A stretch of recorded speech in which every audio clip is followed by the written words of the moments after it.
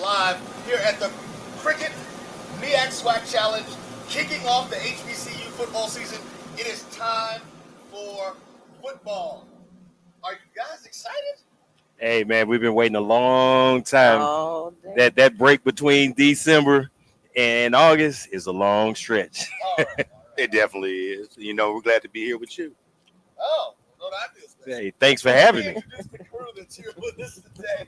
Starting off to my right is Miss Carol McLeod. How you doing? Hey, I'm good. Hey, listen, give us your HBCU pedigree and where folks know you from. So I went to Clark-Atlanta University. I came out in 95. I played basketball, volleyball, and ran track through the shot put and disc. And it is great to be here to celebrate this event. Okay, athlete. A little bit. Of course. bit. Ooh. Now, I don't know. I'm going to let the alternate. You better get it right. You better get it right. themselves to tell everybody who's going. And since we know this shit, we're going to start with our guest today. My name is Charles Smith, graduate of Alcorn State University, and also graduate of Texas Southern University in Houston, Texas. Member of the Sounds of Dynamite marching band, the best band in the land. We're not gonna say nothing about the marching rattlesnakes. Is that what y'all call yourselves? Okay, but yeah, He's trying. I'm not going to do it. yeah, but that's me, Alcorn grad. Yes, and I'm Kelvin Carter, Alcorn State University, part of the BCSN group with Roy, and glad to be here at. Hold on, I'm going to let you go ahead and do that again. Yes. Just because as you said your name, the muscle car went by. That's a muscle car?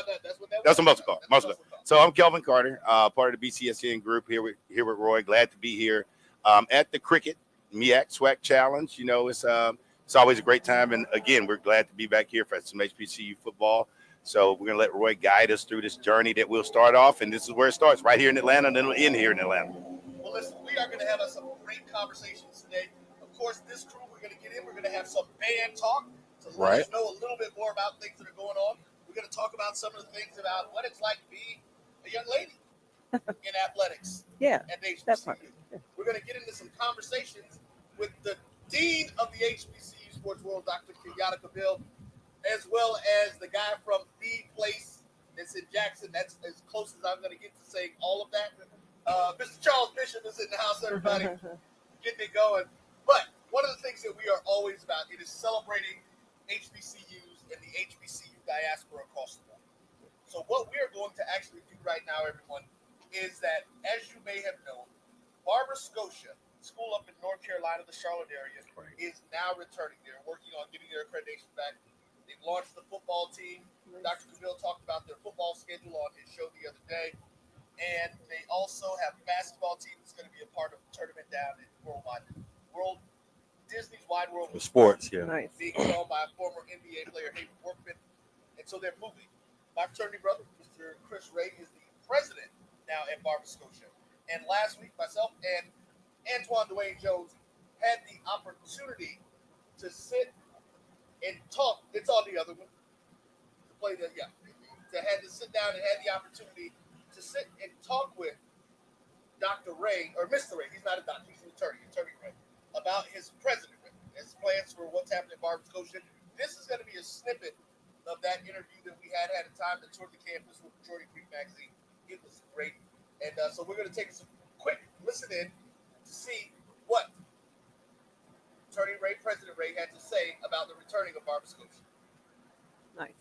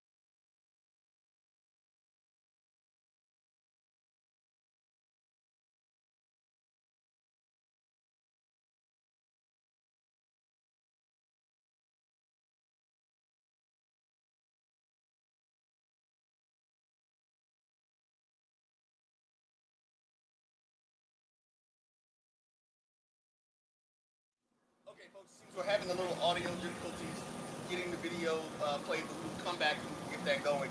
So let's jump into some of our other conversations as we get ready for this year's football stuff. And, and we'll start off with the band. We'll kind of roll into a couple of things. We're going to use that in a couple of different segments.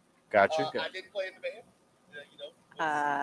The most I ever had was some clarinet moments. Clarinet moments. Okay. Okay. Middle school, high school. Middle. Okay. But listen, anybody that attends an HBCU understands Right. the fact that the band is just as important as anything else. Dr. Cavill calls it the marching sport. And one of the realities of our football games is that everyone goes to get their snacks and goes to the bathroom at the start of the third quarter. Because you don't miss the You don't miss halftime. Don't miss You halftime. don't miss Right. halftime. You don't miss But halftime. as a band, now were you in the band as well? Yes. You were in the band? Oh, well, see, that explains it. No, I'm sorry. Let's talk a little bit about your time in the band. And again, we're going to let our guests go first. Tell us about what instruments you played and what was it that actually kind of drove you being in the band? Well, I was a freshman, 1988. A graduate of Glen Hills High School in Augusta, Georgia. And my dad was a high school band director. So, you're kind of born into it, although I played sports as well. But music was that inspiration. And what really drove me, man, especially to march in HBCU, was the fact that I saw a lot of these college bands and I seen the crowd participation and I seen the impact that they actually made in the community. I'm like, hey man, I want to be a part of that. I was as a kid, college bands come to town. We walking down the road in the parade route next to them. So I wanted to be a part of that. And that's what happened when I got to college and we did parades and we would sit up in the stands. You would be surprised at the number of people, man, especially kids, younger kids that look up to you when you're in uniform. So what I love it. instrument? And I was a trumpet player too. Oh. I was a trumpet player, yeah. That's interesting. Actually, trumpet is an instrument that I am choosing to pick back up to be my stress release and to learn to play the trumpet now. Is there I'm a stress big jazz release fan. from a Yes. I'm a big Yes. jazz fan, so I want to actually learn how to play the trumpet. Yeah, How trumpet, much you man. charge for virtual lessons? Well, Yeah, I was gonna say you giving lessons. I think that's the request. What about you? So for me, my parents are both graduates of Alcorn State University, and I had seen the sounds of dynamite probably from the time that I can first remember going to campus. So it was a vivid, active part of it. As good as the football teams could have been or have been, even in the Steve McNair era, the band piece was always a focal point for my visualization. And then my dad made a strategic move and ensured that we all had instruments, learned how to play instruments in high school. Well, I started on the trombone. And once I learned that, my band director taught me to play 3 other instruments. But when I saw Alcorn's band Sounds of Dynamite when he was marching, it was one of those scenarios which I was like, I'm not going to get out there and dance and do anything. So Yeah, it was funny. yeah, I wasn't going to do that. So when I went in and for the audition, he said, well, what do you want to play? I said, I want to play the tuba. He just looked at me and he said, are you sure? And I was like, yes, because I was probably a third the size of any other tuba player. But that's what it was, because I said, I'm not going to get out there with him in the dance line. I'm going to march onto the field into a box. I'm going to back out onto the box. I'm going to learn my music. Of course, I'm going to play well. But it was just that, and it's the largest family on campus. Like the football team might have 70 members. We fluctuate between 250 and 325. We'll travel. We got a chance to see places that I had never been. I've seen St. Louis, Missouri. That's how I ended up moving there, because we played there at Busch Stadium in the first Gateway Classic against Howard. We talked about that with Jay a lot. But that's really what got it for me, that family and that community.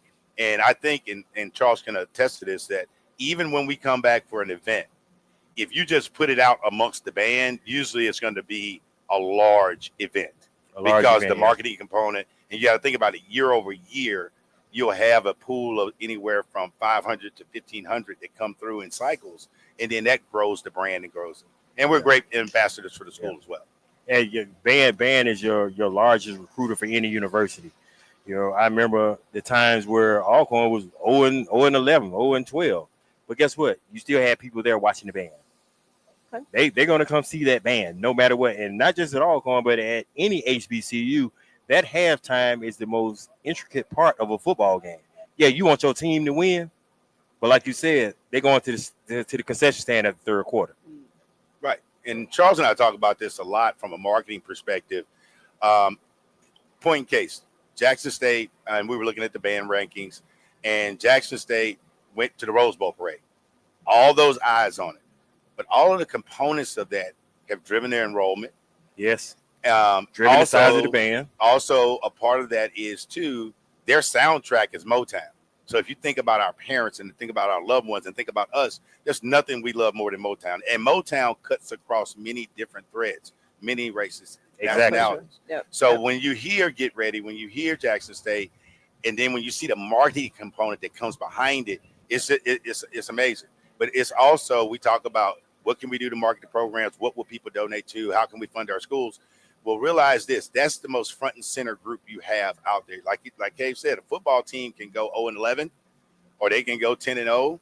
But most of the times when the people go, they can remember a few touchdowns, but they'll remember the show, they'll remember the song, Right. they'll remember something about it. And music halftime. always brings about great memories. So I have a question, if I may. You actually said something that I guess not having really gone the band route, like there are auditions to try out for scholarships and all of that going on. Yeah. Yes. Tell me about it. Yes. Yeah.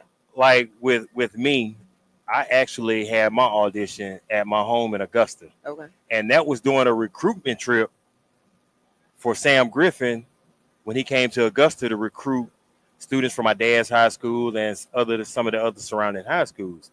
My plans wasn't to go to Alcorn. Really. I wanted to go to Texas Southern University and march in the Ocean of Soul.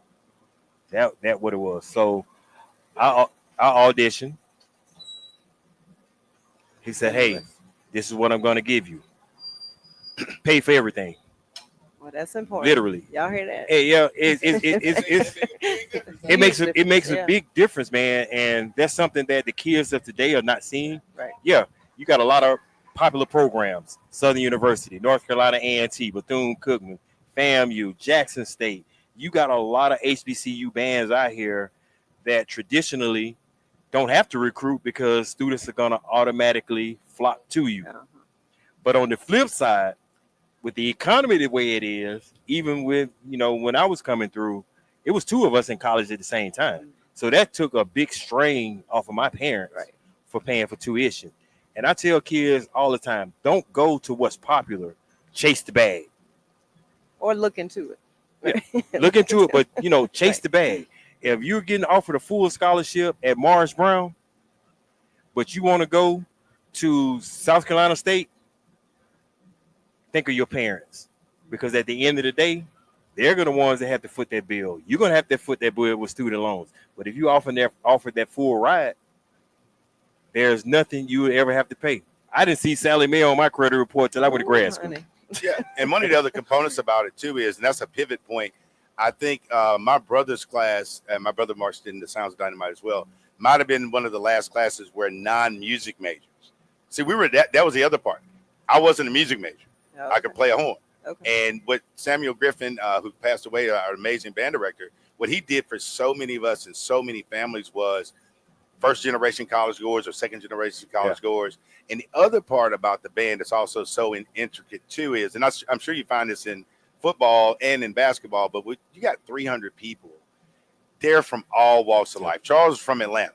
I had never been to Atlanta at the time. Right. We got people from Louisville, Mississippi. You got people from Baton Rouge. We had a whole group of people there called the Bootnik crew, and they're from the Boot, which is Louisiana.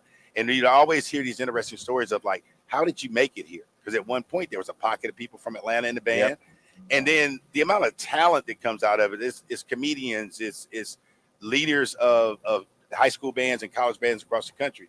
Kurt, one of the former directors, that was my section leader in college. So it becomes intricate. And then basketball season too, the band slims down a little bit. But when Alcorn State University went to the NCAA tournament to play Stanford in Seattle, my brother was on that trip with the band that went there. So it's another opportunity to see something that's different. And also the other piece to it is the connectivity of the campus. It's that link, because that's that link that keeps it all together. Because when nobody's there and when we make our march around the campus, the freshmen see us like the welcoming committee. And it's like a night show when it's time to go on the campus tour, as we call it, around the horseshoe at Alcorn. At Jackson State, they have it on the plaza. But When that band fires up at night, it's when everybody comes out to see, like, this is what you've been practicing for. This is what's been going on. And that's one of the most amazing parts about it. And how we got to this conversation was when the band rankings came out, I was like, man, this is kind of skewed. And because I've seen them all. And we were talking about it. And then I finally got into it and saw the categories. But it was still amazed us that A&T is one. And I was like, pound for pound, I was thinking about the sound. And then I even thought about it. I was like, I'm not a Jacksonian. That's one over there. But it's widely known right now, if you look at all of the components, auxiliaries, drum majors, and full band, the Jackson State's probably the best band in the country. And I'm talking about that surpasses even Ohio State, even Michigan, even any of these things you want to talk about, they're the best band in the country. Well, first off, HBCUs have the best band in the country. True. Always. Right. Second, he's from Augusta. He's not from Atlanta. Oh, I'm sorry. Yeah. Well, that's I'm sorry. I live in Atlanta. You live in Atlanta. Yeah, but I'm from Augusta. That's fine. But let's do this. We will get into the band of the year conversation and talk about their rankings, some of the things that they do. You guys are going to come back, give us a little bit more insight on that. We go. We're going to get ready to take a break, commercial break, come back with some more conversations, get into a little bit about the game, talk about some of the sponsors as the folks start to pile in and get ready to get here to the Fan Fest. Getting ready for the MEAC SWAC Challenge, folks. Southern University versus the Southern University Jaguars. Thank you. Versus the Eagles of North Carolina Central University, right here at the MEAC, the Qriket MEAC SWAC Challenge here in Atlanta. This is the BCSN Game Time Show. We'll be right back. Let's go. Get ready for the inaugural Unity Classic, Saturday, September 13th at Nathaniel Glover Community Field and Stadium. It's a clash of the Virginia Union Panthers of the CIAA and the Edward Waters Tigers of the SIAC. Plus, an HBCU band battle between the Edward Waters Triple Threat Marching Band and the Virginia Union Ambassadors of Sound. The inaugural Unity Classic goes down in fall. This is Brian Fulford. AD Drew and I are co-hosts of the BCSN Sports Wrap. We talk about all things related to HBCU athletics. From the games, teams, coaches, and fan interest stories, we cover it all. You can find our shows on Facebook at BCSN Sports Wrap, YouTube at MyJBN Online, and everywhere you listen to podcasts like Anchor, Spotify, Google, and Apple Podcasts. You can also find the show on the Jericho Broadcast Network's app. Make sure to download. We look forward to you joining the conversation and being a part of the show.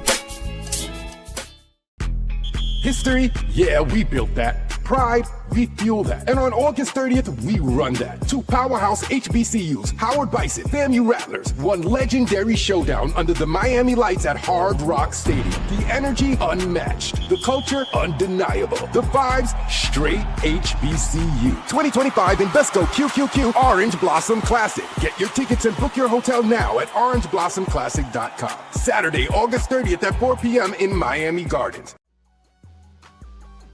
This is the Dean of the College of HBCU Sports, Kenyatta Cavill of Dr. Cavill's Inside the HBCU Sports Lab with Mike Washington and Charles Bishop.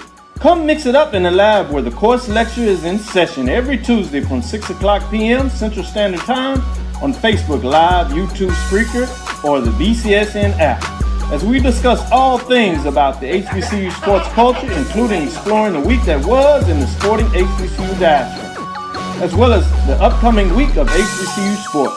With me, the Dean, the College of HBCU Sports, on Dr. Cavill's Inside the HBCU Sports Lab with Mike Washington and Charles Bishop.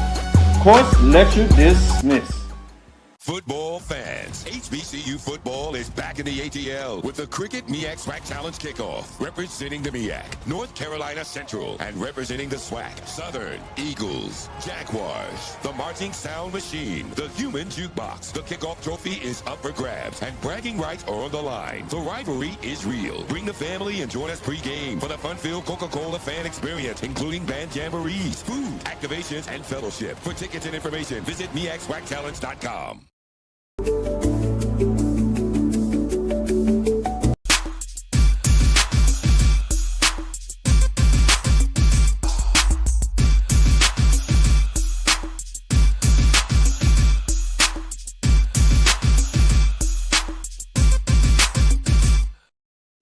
Hello, everyone, and welcome back to the BCSN Game Time Show. We are live here at the Qriket MEAC SWAC Challenge. Everybody stand and cheer. The Dean has entered the building. And wait, there has been a sighting He is physically in the building. Mike Washington is alive. So we're going to get Doc in a little bit later to actually continue the conversation that we are about to have. But let's get our two band guys to give us a little bit more insight on the Band of the Year rankings and some of these categories that you talked about. Because and let me clarify something that the esteemed gentleman from Augusta was mentioning. It is the world famous, the world renowned Marching 100 from Florida Agricultural and Mechanical University that for years was known as the world's premier marching band. No. Now y'all can talk about this. No. Let me clear this right now. You were good at what you did and where you were. Thank you. Who was the first band to get invited to the Bastille Day? It doesn't matter. I can say Grambling was the first band to get invited to the Super Bowl. True. Mississippi Valley was the first band, the HBCU band, to be invited to the Rose Bowl. So it doesn't matter to the first? Yes, it does. Because you went to France? People out of the country call for your band to come. Let's get rid. Man. You know what? We're not going to have those debates. We're going to Not today. Right. Not We'll today. say that. Not in this We'll hour. a whole We'll do it nother later. show. Yeah. We actually need to do a band show. And now that I know you're here in Atlanta, And what instruments you we played gonna again? have a What instruments you played? The harmonica. I strike. It's strike. Did you suit up? You know, listen, All right, yeah. We don't need to talk. we still have 600 piece band for home. That's a whole nother topic that we don't want to. Don't strike that match if you don't want that fire. Yeah. One of the things that you will find out is that most of you know, Rattlers always want to smoke. But let's talk about those rankings. All right, so we got the rankings. I'll run them down quickly. We got North Carolina A&T at 1, Jackson State at 2, Norfolk State 3, Bethune-Cookman 4, FAMU 5, Alabama State 6, Southern 7, Texas Southern 8, Prairie View A&M coming in at 9, and Tennessee State at 10. So when the rankings came out, and he and I tried not to be jaded and or biased, Or feel something. all Corn State University was missing. And all we got was a screenshot of this, the rankings. But when I got the link and went into it, it showed the categories. We have arguably the best auxiliary dance line, the Golden Girls, ever. But we didn't get into the top 10 when you have, like, arguably out of the categories, one of the best components. So what are the categories, if I may ask? The just categories to are understand? auxiliary, which is like dance line or flag corps or whatever you may have, feature twirler, which they don't have anymore, and drum line, drum major, and full band and sound. Okay. But we dug deeper, the reason why the rankings were what they were, they based it around how you marketed your program. And so that led me into the deeper conversation, and Dr. Cavill talks about this as the marketing agents of the schools, your largest marketing campaigns, but how do you press that campaign out? And it led me back to something that most people don't know, and Charles can tell the story eloquently about where the Golden Girls came from, how they came about, and who they were. Yeah, when it comes to the Golden Girls, Samuel Griffin graduated from Jackson State. He is a Jackson State alum. Okay. Graduated in 66. He became assistant band director at Alcorn in 67. Well, when Mr. Smiley, the director at the time, left and went to North Carolina A&T, he took over as a head director. So he wanted to do something different. Back then, major rest was a thing. White boots with the tassels, with the batons, with the twirlers. Right. No. We're going to change the game. We're going to put the batons down during halftime. Okay. And I want you to go out there and dance.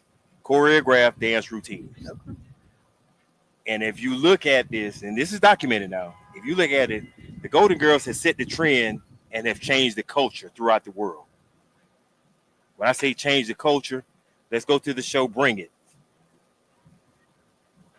They're doing dance routines and styles that was created in 1968 by the Alcorn State Golden Girls.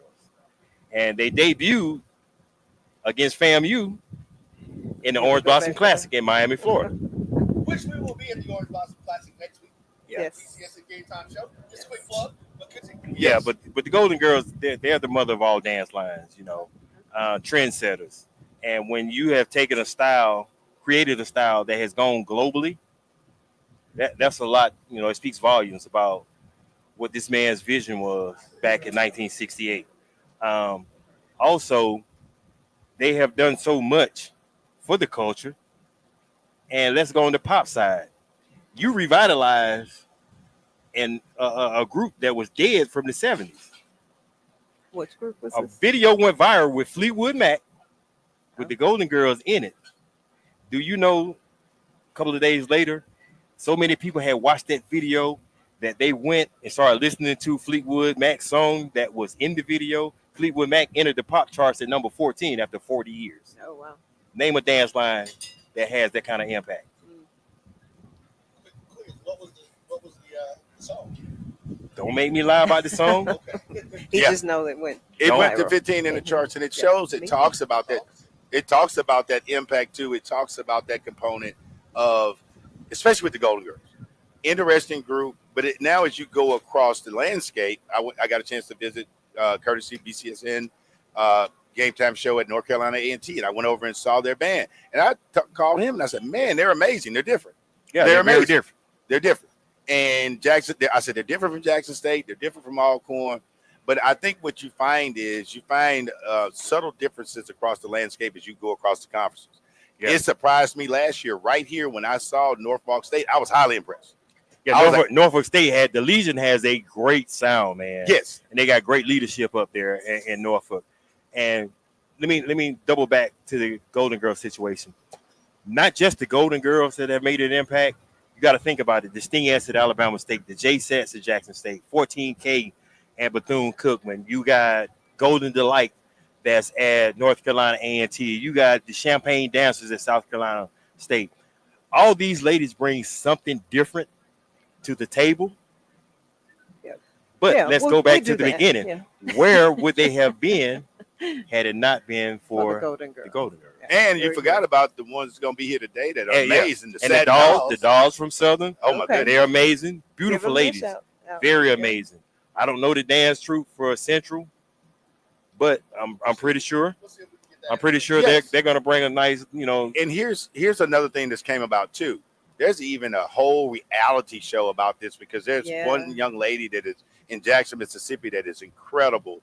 She trains them to become a part of one of the groups, whether it's Alcorn, Jackson State, Mississippi Valley. She does such an amazing job. And I met her last year at the Soul Bowl or Capital City Classic or JSU versus Alcorn. And she actually had a situation where she had a jacket on and it had a patch of every school of where they were. Nice. And even the influence even goes all the way into a Morehouse. All guys school, the girls over Spelman. Now they got the dance group, the similar. It's all fashioned after the beginning, which was the Golden Girls. Yeah. Now, if you watch them close enough, like you watch football games, like Mississippi Valley and Archie Cooley and the run and shoot, and like Big Daddy Carson in Jackson State and the grounded pounded and really make them win.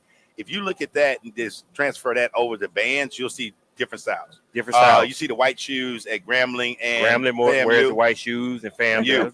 Actually, let's do this. We're going to take us another quick break. Yes, sir. And come back and talk about that because actually the dancing girls at FAMU are not.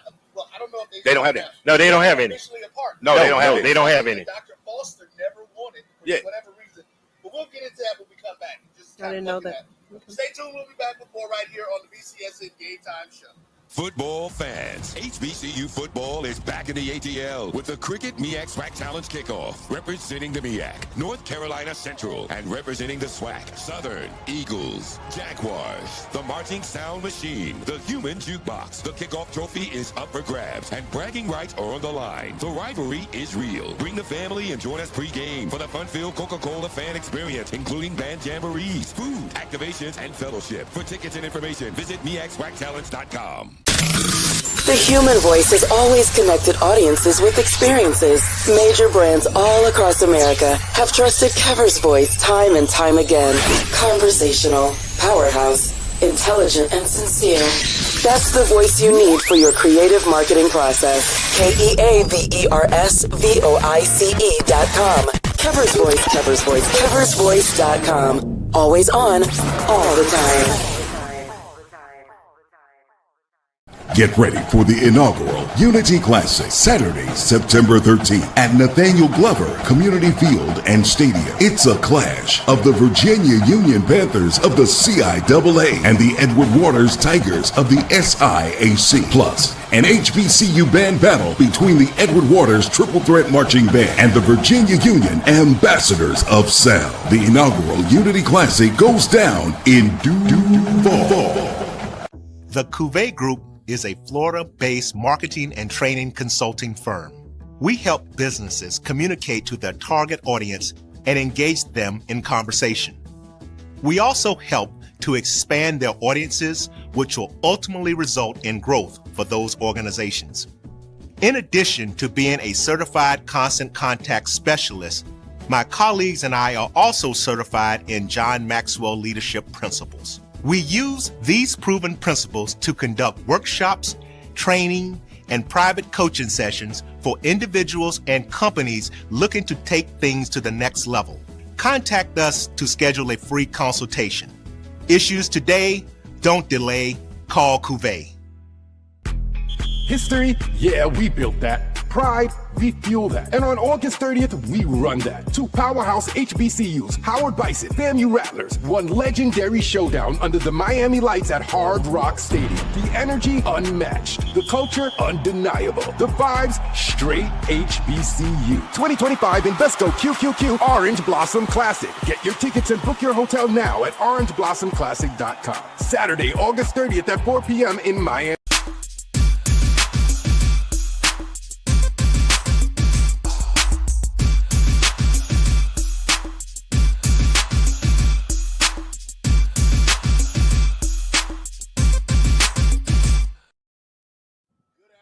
Everyone, and welcome back to the BCSN Game Time Show.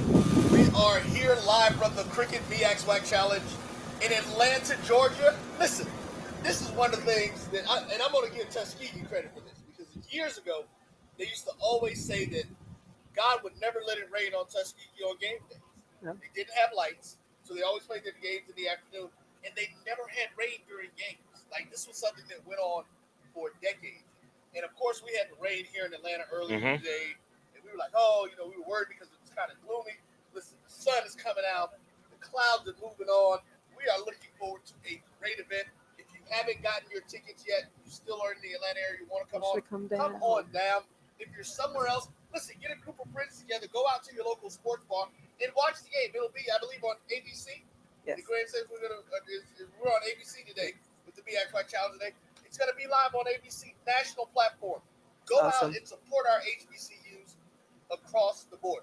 Now we're going to get back into this band discussion, and just let me know if is everything with the audio better now? We're doing okay, great. Carol, you had something that you were talking about. So we were just sitting here, and I'm learning so much. And of course, band is just like any other sport, right? But just the injuries and the conditioning and everything that you all had to go through. You were saying the turf.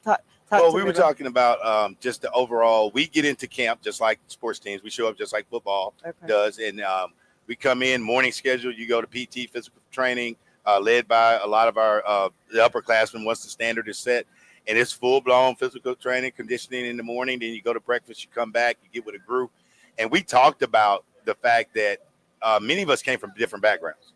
So I came from what's called a choral style background where there was no high knee lift, no movement, no nothing. So it looked a lot like you would see out of a PWI. And I came from a show style background, which was 8 to 5, 0.90s, knee lift. Right. So yeah. And so those terms are really interesting. The 8 to 5, for instance, there's 8 steps between every 5 yards on a football field. Okay. In the high knee lift. So I get you on that one. I think I'm going to make it plain for some of the folks who may be layman's in the band thing, like I said, in the way that we look at it. Kind of mentioned it. Usually, your HBCU style black band director. It's show style. Do the show style march. Yeah. Now, but you can't say that because one thing North Carolina A&T does, they are versatile. Yes. A&T will transition. Yes. Right. We do both. Yeah, going into that court. Yeah, Right. Yes. but predominantly show Yeah. style. It's about the show style. And it was something that, I almost wish you could show me, but no, Yeah. keep going. Look. but it's very intriguing because when I got there, I came from a core style band.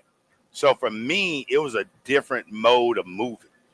So they put us in and they would paint, and Charles and his upperclassmen, they would take 5 yards on a parking lot, and they would paint stripes every foot. Okay.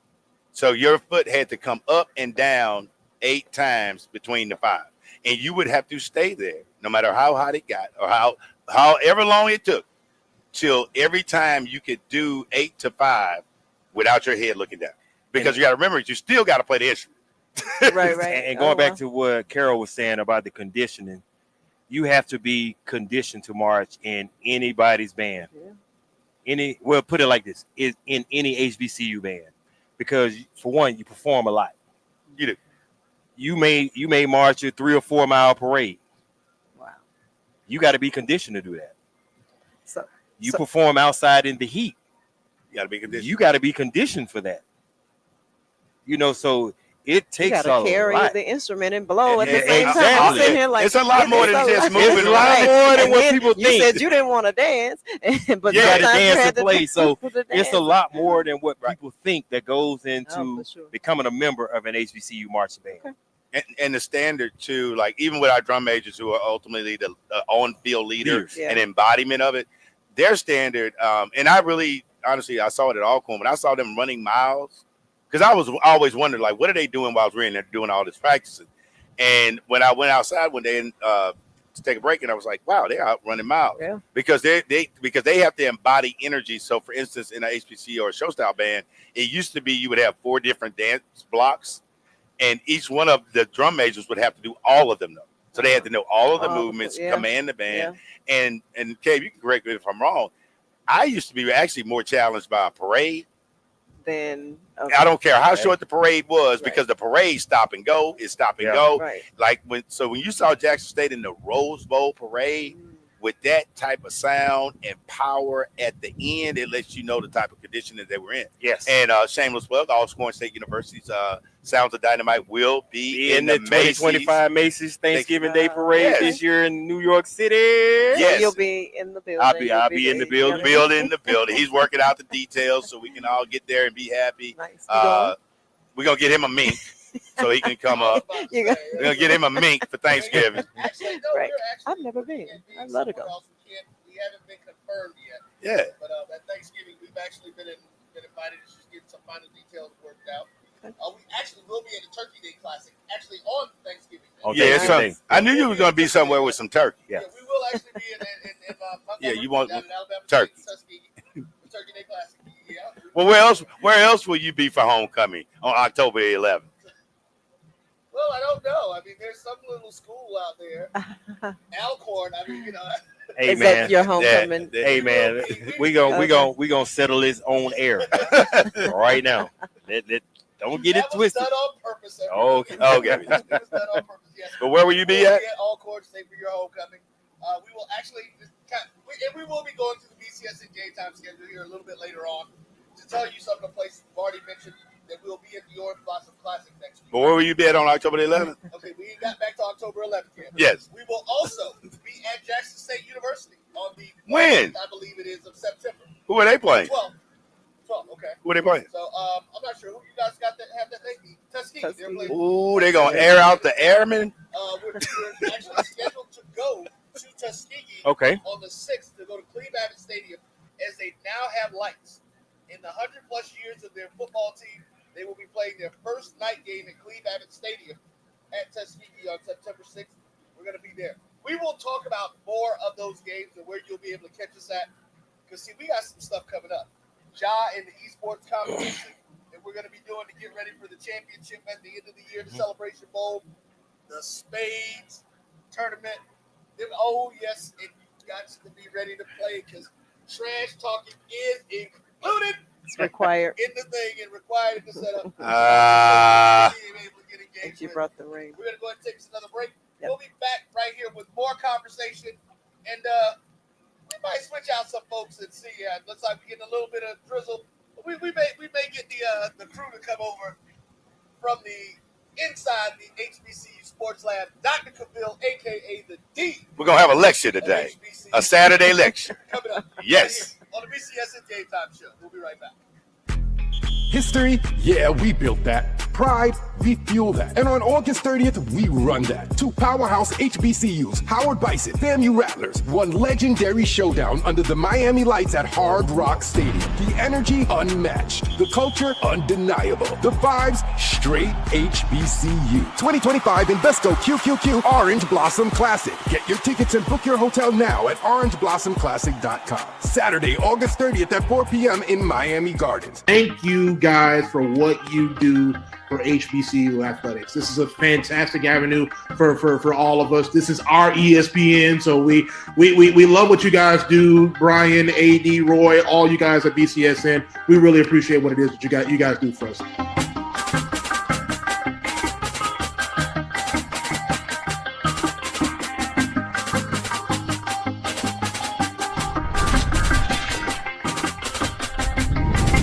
Football fans, HBCU football is back in the ATL with the Qriket MEAC SWAC Challenge Kickoff. Representing the MEAC, North Carolina Central, and representing the SWAC, Southern, Eagles, Jaguars, the Marching Sound Machine, the Human Jukebox. The kickoff trophy is up for grabs, and bragging rights are on the line. The rivalry is real. Bring the family and join us pre-game for the fun-filled Coca-Cola fan experience, including band jamborees, food, activations, and fellowship. For tickets and information, visit MEACSWACChallenge.com. As technology continues to bring changes to the world of education, it's time we also reimagine teacher professional development.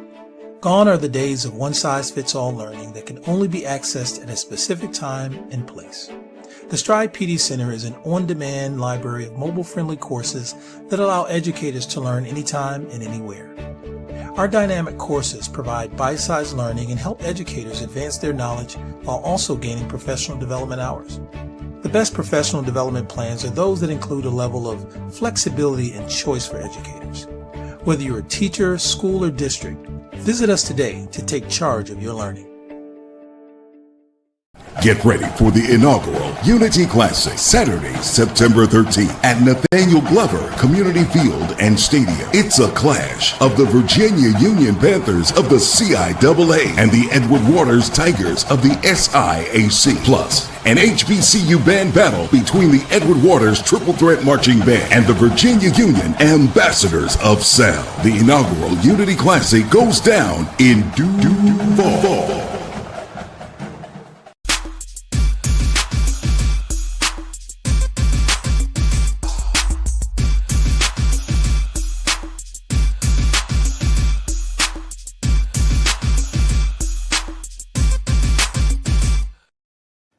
Good afternoon again, and welcome back to the BCSN Game Time Show live from the Qriket MEAC SWAC Challenge right here in Atlanta, Georgia. Hi, Atlanta, the ATL, the A. ATL, baby. All those kind of different things that you called it. So we're going to talk, before we talk a little bit more about the bands, we know that you guys have seen the hats that's sitting up on the table here, and we'll be getting ready to get into a little bit more. You saw the shirt, actually, that Miss Carol had on. Our partner, Winters Industries, and we'll get them over. You guys met them when we were initially at the SWAC basketball tournament.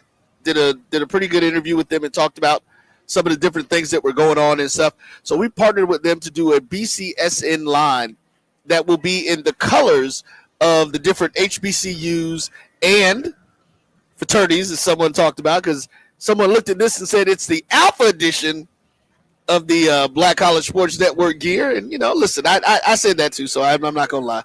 We talked about that, but we also can say that that's Alabama State and Grambling State because they are black and gold. We do realize that you are, black and old gold is alphas. I mean, you know, I'm not going to be disrespectful to that.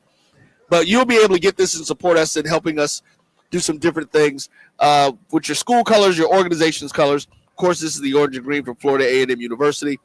We've got Clark Atlanta. We've got all the other schools. We've got Jackson State, some of the colors and things that you'll be able to do with the signature BCSN logo. And, you know, it's one of the things that's interesting. Let's talk real quick about the logo. When you look at that logo, what do you see, especially based on what you guys do? When you look at this logo, what do you see? Like a marching band member. Exactly. If you ask a basketball player, what do you think they see? Looks like Michael Jordan. They see a basketball player going up for a layup. Yeah. Ask a football player. That wide receiver going up for a catch, stretching out for that catch. Yeah. So it's interesting, but that's one of the things that went into the designing of that logo. That it wanted to be something that resonated with everyone across the HBCU diaspora. That's real unique. And it was great. Young man did some great work with us and got some things going. But of course, this is not the crew from Donderville. We're gonna bring them up at the top of the hour as we get ready to move forward. And again, that's as folks are gonna start because the Fan Fest does open up at that point. We're right across from the Qriket Wireless setup. I think that's where Rashawn Ali is gonna be, and she's gonna be doing some different things. What school did Rashawn go to? Oh yeah, she did. She did to the FAMU. She's a FAMU. Yeah, you're right. I forgot about that. Huh? Where did Tiffany go to school?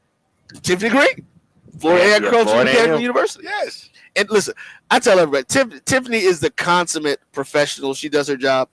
And we started we didn't start a boycott. I don't believe necessarily in boycotting, but we actually had a fit when they pulled her from doing the Celebration Bowl.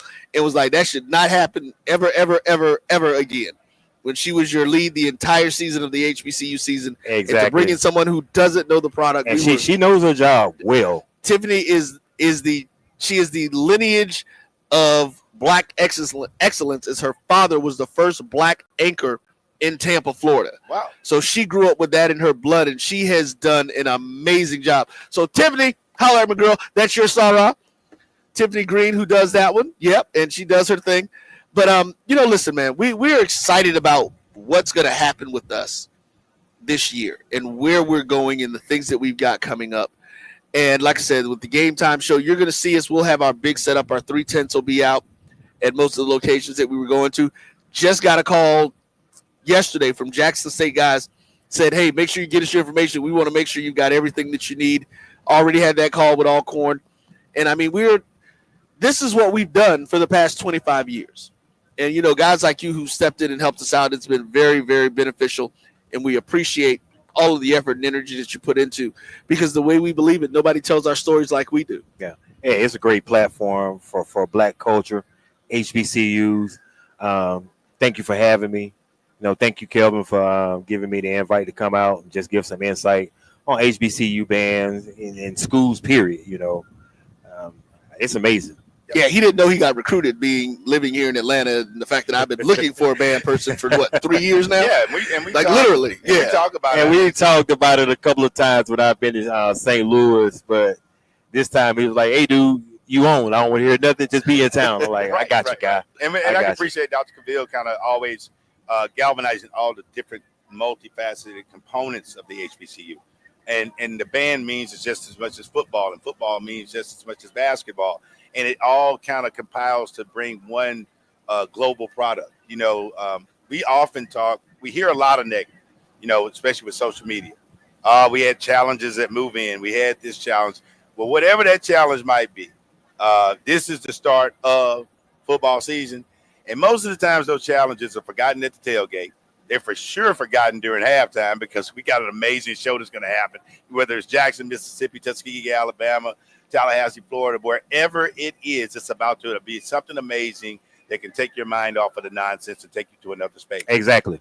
And just think about it, man. Family. HBCUs create families. They do. Some of my best friends I met in college. Yeah, oh yeah. And marching in the band, going back to the band aspect of it, I seen so many people meet, married, and are still together today just by coming together at band practice.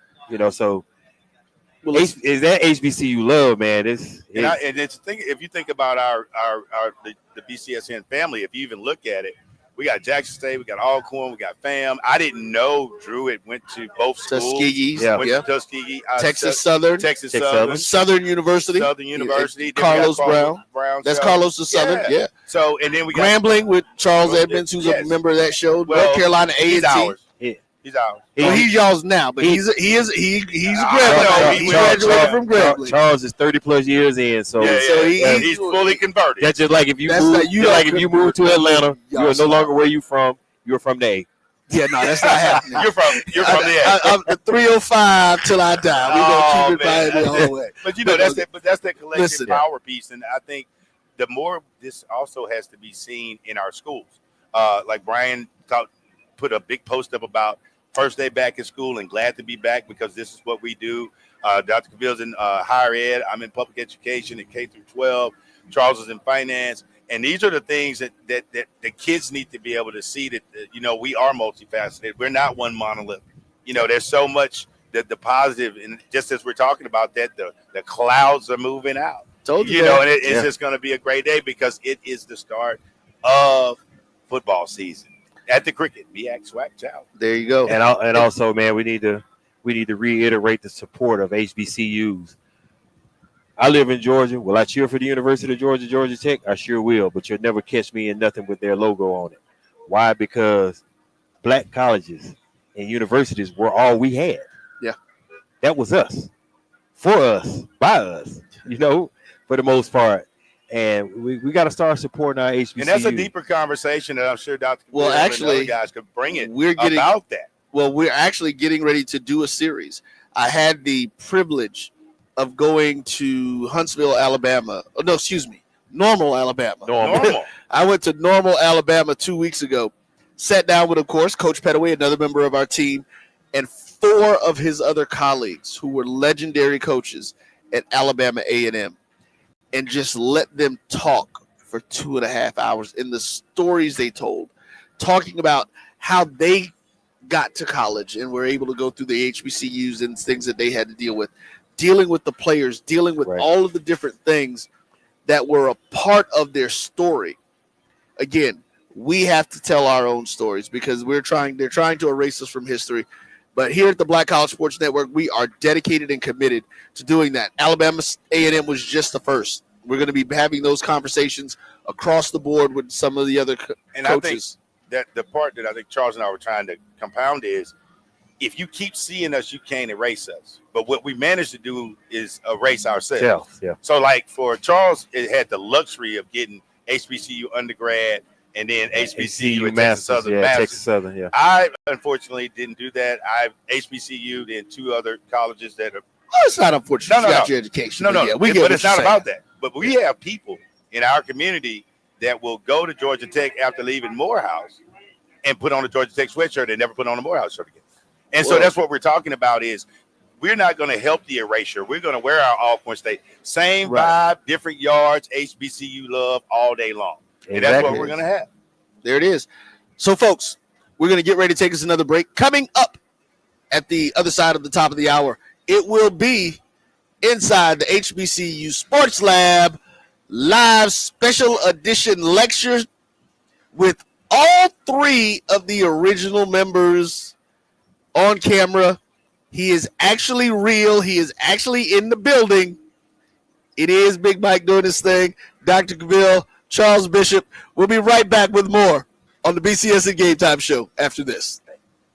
Now, you can't live in Texas and not have a good red meat blend. Texas Cowboy Dust is designed for steak and other red meats. It's out to be my most popular spice blend, made with onions, peppers, ground mushrooms, pink salt, and other spices. Texas Cowboy Dust also goes great with chicken, pork, vegetables, and adds a restaurant quality sheen to gravies and sauces.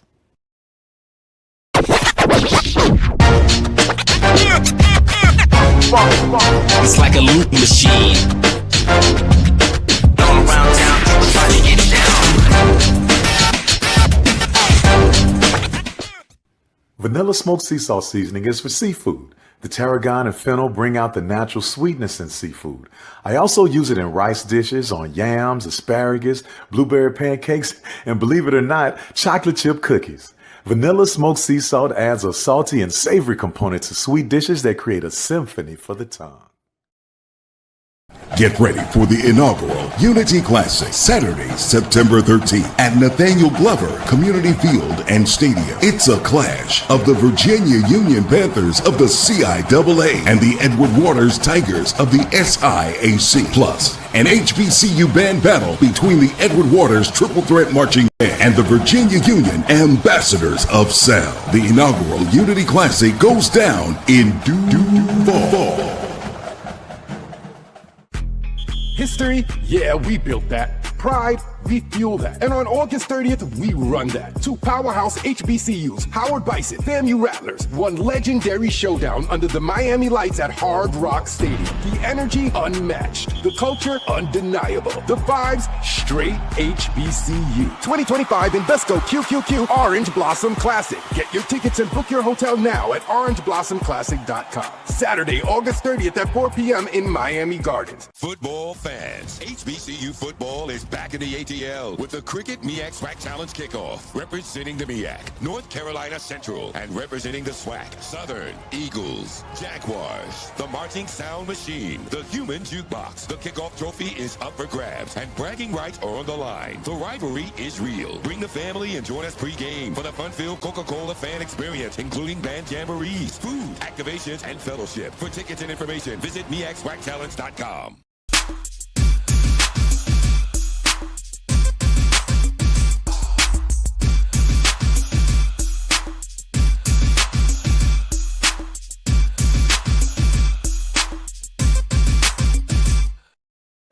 Damn it. This is Dr. Cavill. Who you inside the HBCU Sports Lab with Mike Washington and Charles Bishop. As you hear, Mike Washington's in the building, officially back. He snuck in Thursday, but now I told y'all that he big times us. He's here for the event. Charles is going for the ride. He started big timing as well. Wasn't available for Thursday. He's doing that. But this is part of the BCSN Black College Sports Game Time. You'll see this all year long as we have series event where we'll be live at Black College events. Each one of us will be in for several different events. So you'll get a collaboration against all of the BCSN shows and networks, and then some guest folks that were coming home and some folks that were also adding to that. But let's get into this talk as we do what we do in terms of Dr. Bill's Inside the HBCU Sports Lab. As we say, welcome to the lab. Let's get into this class in session lecture for the day. Let me ask you first, I'm going to go with you, Charles. Any updates you've heard thus far in terms of the news regarding this matchup between the Qriket MEAC SWAC Challenge Kickoff? I think Carlos Brown, he put out a roster a little early today. He talked about it a little early today. So I think that was some of the things that kind of jumped out for me, just seeing Southern's roster. And I think, there's been a lot of talk, if you will, around the running back room with regards to Southern. So that was one of the things that kind of jumped out at me in terms of who's actually, particularly when you get number one on the depth chart. Yeah, exactly. Kind of talk this week now. Everybody, so it either very high, very low. Folks are going wild on that. So let me get in there and get your thoughts in terms of the quarterback announcement. Any other folks on the depth chart that you want to get into? Yeah, Trey Holly. I think that was a name a lot of people have just been very interested in regards to Southern football, with regards to the running back room, and seeing that he's coming out of camp, running back one, if you will, and I think that's going to be very interesting. Young man transfer from LSU, so a lot of excitement around the Southern's program with regards to Trey Holly, and then Jalen Woods getting the nod over the Jackson State transfer, Cameron McCoy. So Jalen Woods proved himself capable last year for Southern, so we'll see if he can carry that over into this new season. We'll get a little more talk about that, and I'll come back because I know while there's this love and hate relationship with Southern, oftentimes when I try to talk down on something that some people say, I give much credit, you find a way to pick them up. So this is a weird relationship thing. Yeah, I know, right? But let me go to you, Mike, who's unabashed in terms of how he gives his analysis, particularly when it comes to these data points. Same or similar question to you in terms of what updates and news you have heard, anything out of the North Carolina Central camp, or more stuff that you have for us out of the Southern camp? From what I hear, the roster, haven't heard any rosters, to be honest, out of North Carolina Central. Like my man CB here, you kind of hear what the roster is going to look like for Southern, and then who's going to be the quarterback. But then, the question is, can Darren Morris and Dupree Fuller? Dupree Fuller, yeah. Yeah, can they stand up and support? They're going to step up big. I think they had 340, 370 yards, give or take, last year. So they got to step up into a more fuller role. So in terms of, what you're hearing, it's a new roster, a new game set for both teams. But you see that there's a couple players that had, minimized playing time You wonder how they're going to go in this first game of the year.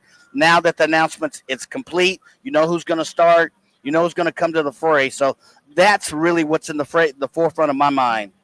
Shout out to Carlos Brown as the show they do with the coaches, A.D. Wheeler, Coach Pettaway, and the sound Tall Man Radio in terms of Charles Edmond, all led by Carlos Brown. Great show they did earlier today, kind of salivate, get you ready, and got me fired up looking in there as Mike wouldn't feed me earlier today, so about that. But he finds a way to get up and talk about the Breakfast of Champions.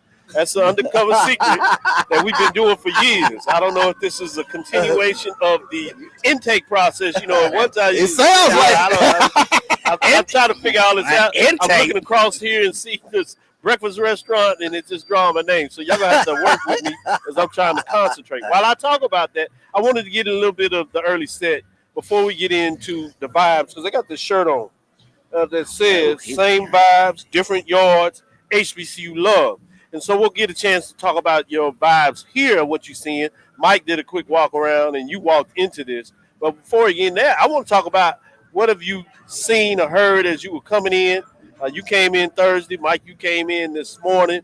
I came in yesterday, but I want to get your thoughts in terms of flying in, driving around the city. How do you feel about the emotions that people are talking about for this Qriket MEAC SWAC Challenge kickoff game between number 4 Southern and number 3 North Carolina Central in terms of our rankings that we released? Visit a couple of hotel lobbies, so people are here.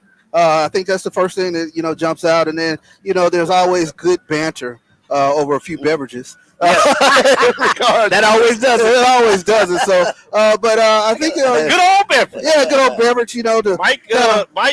Mike likes to put. Yeah. He's about you a time or two. Yeah, about time or two. But it's always good when you kind of congregate around the bar and kind of can start talking a little bit of football. So I think that's always a lot of fun. And you see good representation from North Carolina Central. Their fan base has come down to Atlanta, of course. Southern over here, they have a pretty large fan base over here in Atlanta as well. So, it's going to be a good show tonight. Yeah, I see a lot of folks out in Southern gear. I like the fact that they brand themselves really well. Always. Saw a couple of Central Eagles as they brand themselves also.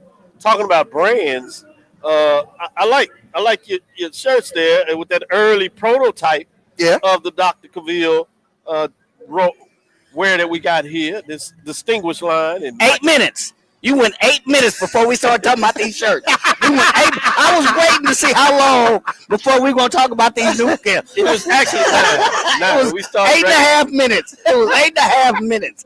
And we got to talk about these Cavill shirts. Let me get back to it before Mike pulls me off the square. Mike, in terms of you flying in, you coming in from different areas of the country in terms of serious enough things that you're doing, what have you felt in terms of people's lather for this event? Yeah, so CB talked about the hotel lobbies, and you see folks gathered in. I'd like to look at folks that travel. The last 2 corporate organizations, that Southern network is really big, and they like to talk and chop it up a bit. And so you've heard their banter, to UCB's terms, in the kind of the corporate Southern networks, and you've heard it a lot in the Central. And when I was coming through the airport this morning, I happened to be sitting next to a Southern fan, and it was an older lady, and she saw that I had a Prairie View cap on, and she quietly, because we both had alcoholic beverages. I'm just disclaimer. And she looked over at me. She said, "Son, how you doing?" I said, "Yes, I'm doing fine." I was like, "What y'all gonna do?" She quietly looked over at me. She said, "After we get through with the Central, we gonna get Prairie View." So we just toasted our drinks, and that's just kind of the sentiment that you see in the airport. I saw a lot of Southern paraphernalia and gear. I was like, I ain't mad at you. Let's go. I was like, but Prairie View's going to take. Anyway, we don't want to get into that. But I saw quite a bit of Southern paraphernalia in the airport this morning. And then you're starting to look around and see Central paraphernalia. So 2 schools that really brand themselves well from my perspective. Not only from a football, but from a business standpoint. They brand themselves as exceptionally well. as we get ready to close this first segment, continuing the framework of the brand and the vibes of what's going on, you know, Roy has brought out the branded trucker hats. I noticed with BCSN. I see one in the green framework, which I'd imagine is for Mississippi Valley. I thought Mississippi Valley. Yeah, I assume it's Mississippi Valley. FAMU, maybe, in terms of what that looks like. But the other one I'm really excited about. You know, that something about that black and old gold. Yes, all day. Live in yes. Did you hear that, Roy? Something about the black and old gold. I just want to know. Did you hear it? I'm sorry. It was a mic check. Sorry. He said mic check. Make sure your mic ain't turned up. I'll just make sure the mic wasn't down. I appreciate that. Just like BCSN first out there in terms of the streaming network that had traveled around and brought you HBCU games from this framework, and we continue as they're under those 20 years of really hustling and paying it forward and getting this done. And look where we are now. We're here at the Qriket MEAC SWAC Challenge kickoff, doing a pregame show live in support of Mr. John Grant. We want to thank him for that. But with that being said, it's early. You know, things kind of open up at 3 o'clock. You see folks finish setting up. We're right here in the mix of the corporate side of things. We can see across that. You hear the music behind you to give you that little ambiance, if you would. And then across the street where we were last year, you have the alumni sets for Central Southern.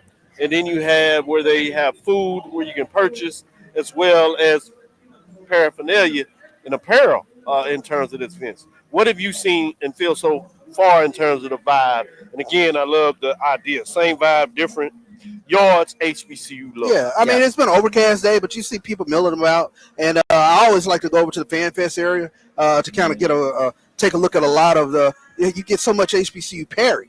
That'll be over there. Absolutely. So I always like to go over there and kind of take a look. And like you mentioned, the corporate side, I'm looking over here at this cricket tent. They got college football 26 up and playing up in there. I'm a gamer, so that immediately caught my eye because I was like, what football game do they have on? Like, nah, that's the PlayStation 5 over there. So. Fly, fly, baby, yeah. Good stuff.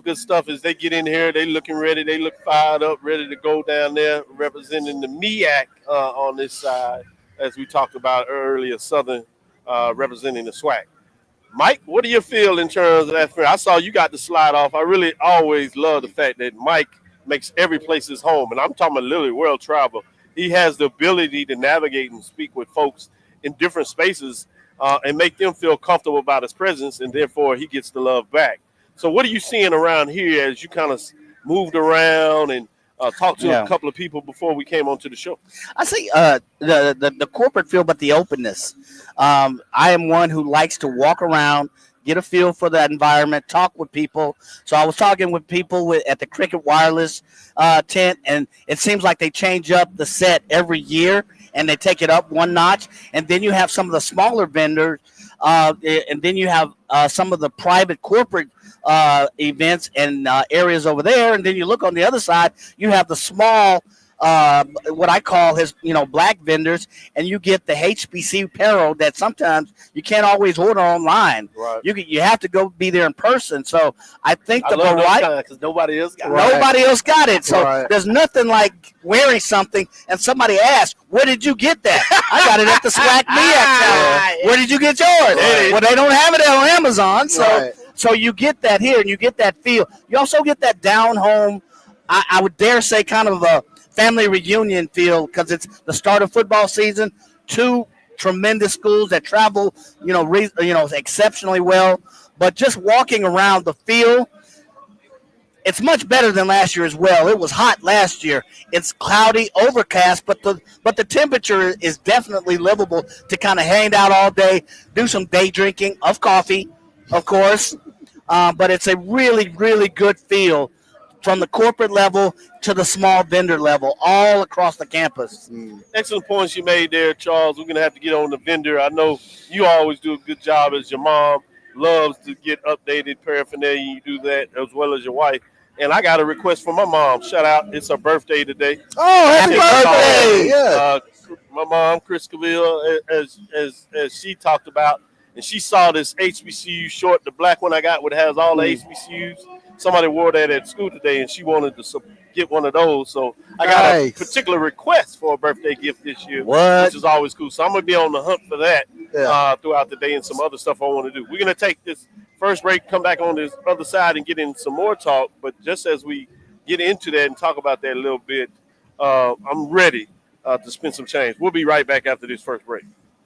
Get ready for the inaugural Unity Classic, Saturday, September 13th at Nathaniel Glover Community Field and Stadium. It's a clash of the Virginia Union Panthers of the CIAA and the Edward Waters Tigers of the SIAC. Plus, an HBCU band battle between the Edward Waters Triple Threat Marching Band and the Virginia Union Ambassadors of Sound. The inaugural Unity Classic goes down in Duval. This is Ryan Fulford. AD Drew and I are co-hosts of the BCSN Sports Wrap. We talk about all things related to HBCU athletics. From the games, teams, coaches, and fan interest stories, we cover it all. You can find our shows on Facebook at BCSN Sports Wrap, YouTube at MyJBN Online, and everywhere you listen to podcasts like Anchor, Spotify, Google, and Apple Podcasts. You can also find the show on the Jericho Broadcast Network's app. Make sure to download. We look forward to you joining the conversation and being a part of the show. History? Yeah, we built that. Pride? We fuel that. And on August 30th, we run that. Two powerhouse HBCUs, Howard Bison, FAMU Rattlers, one legendary showdown under the Miami lights at Hard Rock Stadium. The energy unmatched. The culture undeniable. The vibes straight HBCU. 2025 Invesco QQQ Orange Blossom Classic. Get your tickets and book your hotel now at orangeblossomclassic.com. Saturday, August 30th at 4 p.m. in Miami Gardens. This is the Dean of the College of HBCU Sports, Kenyatta Cavill of Dr. Cavill's Inside the HBCU Sports Lab with Mike Washington and Charles Bishop. Come mix it up in the lab where the course lecture is in session every Tuesday from 6 o'clock p.m. Central Standard Time on Facebook Live, YouTube Spreaker, or the BCSN app. As we discuss all things about the HBCU sports culture, including exploring the week that was in the sporting HBCU diaspora, as well as the upcoming week of HBCU sports. With me, the Dean, the College of HBCU Sports, on Dr. Cavill's Inside the HBCU Sports Lab with Mike Washington and Charles Bishop. Course lecture dismissed.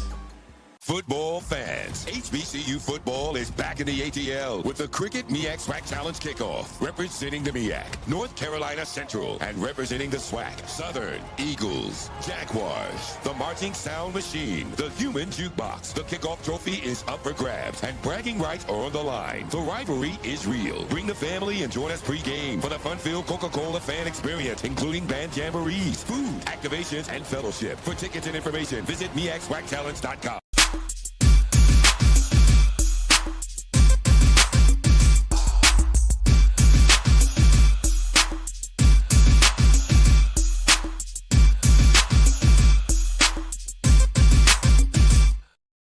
Dr. Cavill with Inside the HBCU Sports Lab with Mike Washington, Charles Bishop.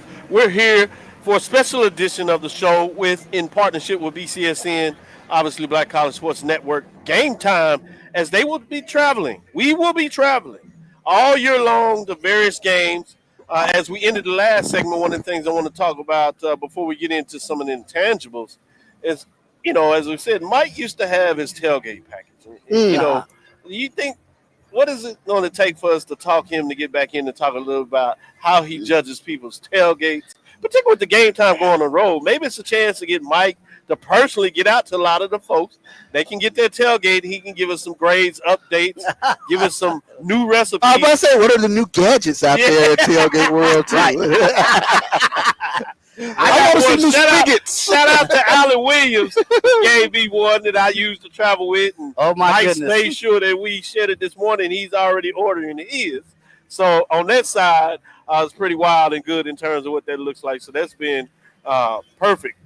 But talk a little about the intangibles. Going into 4 o'clock and we see a cloud that we're supposed to get to like 15% rain into the 5 o'clock hours. Still 15% rain, pretty consistent. And then even 6 o'clock, 15% rain over the next 2 hours, 2.5 hours, if you would. 76 is the weather at this point. But you get into 7 o'clock, right before kickoff, it drops to 7%. You get into really the meat of the game, 8 o'clock. The game 7:30 kickoff, as you know. 8 o'clock is just 2%. 9 o'clock, 3%. Slightly goes down a little bit, all the way down to 73 degrees. So, other than the rain being there early in terms of maybe the field being wet, Yeah. it's not a natural grass, so that helps in terms of what that may look like. But first, let's talk about the weather in terms of some intangibles. I'm gonna start with you, Mike. Where are you going in terms of how that may play out in this matchup? So as the chances for rain seem to diminish as we get into the evening. However, you see little spouts of sprinkles on and on, which would make the field slightly slippery. So you wonder, how does this impact the running game? So you got both teams bringing basically new lineups. You got one team I believe it's Southern with Mike Franklin, a newer running back. You wonder how he'll fare in this running. You wonder how that newer offensive line for Southern would fare really well. So you wonder how this is going to impact the run game. Point number two, with two receivers or two new receivers or a new batch of receivers on both sides, you wonder, will the ball be slippery? Will this impact the slippery game? Will it change it and diminish the number of potential long threats and diminish it to short 7, 5 yard, 5 and 10 yard hitches? So you wonder how it changes the complexion of the game overall. It may not be a torrential downfall, but it may be slippery enough that it changes a little bit of the play calling, particularly as you move into the evening time. He talks about the Helen and that rock when you talk about the running backs or trying to get into your passing game. Right. We think we see a little bit more of that maybe on the central side. How may that affect your ideas from, that first level in terms of this weather? Where are you going with your thoughts on that? Oh, well, I think, like you said, early in the first quarter, and some of the things that you take a look at is the process of field goals, and sometimes first game of the season, it's not as on point as sometimes you would like. So you don't know whether the weather plays a factor into that. But open air stadium, what I'm looking at throughout the course of tonight is the wind.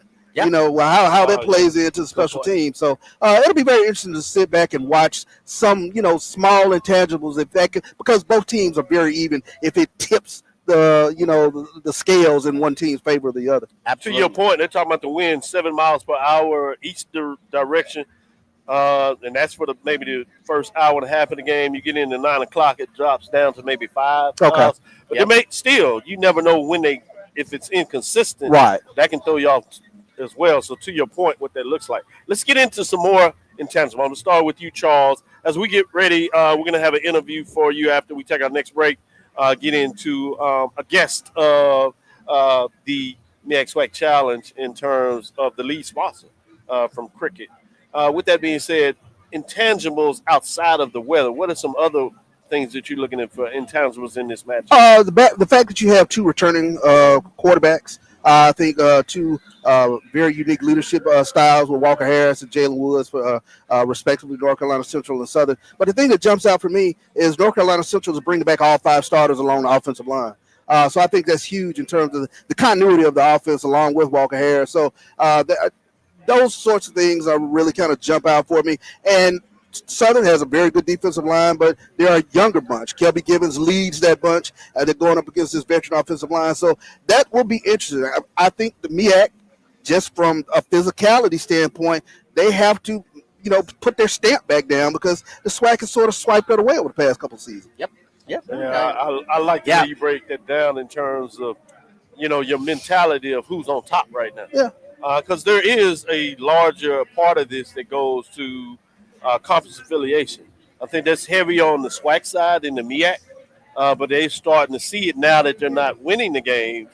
It becomes more important that they can hold on to that as leverage. Sure. So, Mike, additional components of the game, or what are you looking at?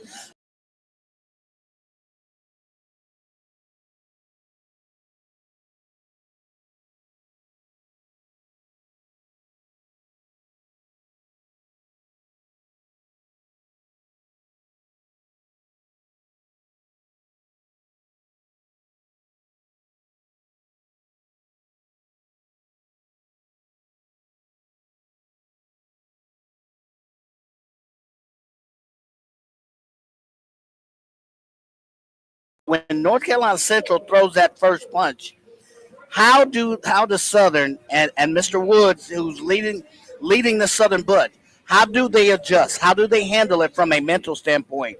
To me, that's an intangible. And how does that change the flow of their game as well? So, good stuff. Good stuff. We're going to get ready to take our next break and see if we can get the interview going in terms of moving forward about that. But as we talk about that, again, you have these two teams coming in. It's number 3 versus number 4.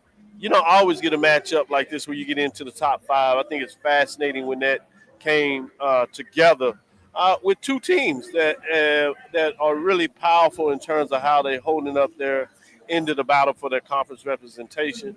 Central is kind of a newcomer to this, particularly since they've moved up the FCS and MEAC. They've been consistent about what they're doing under Trey Oliver. So fascinating. Southern is trying to get to that final lurch. They've been pretty consistent in terms of what they've been able to do, of being in the hunt, if you would, even playing in that championship game. But that final piece of the puzzle, can they get over the hill? And you know, Southern Jag Nation, in the hunt ain't enough. No kidding.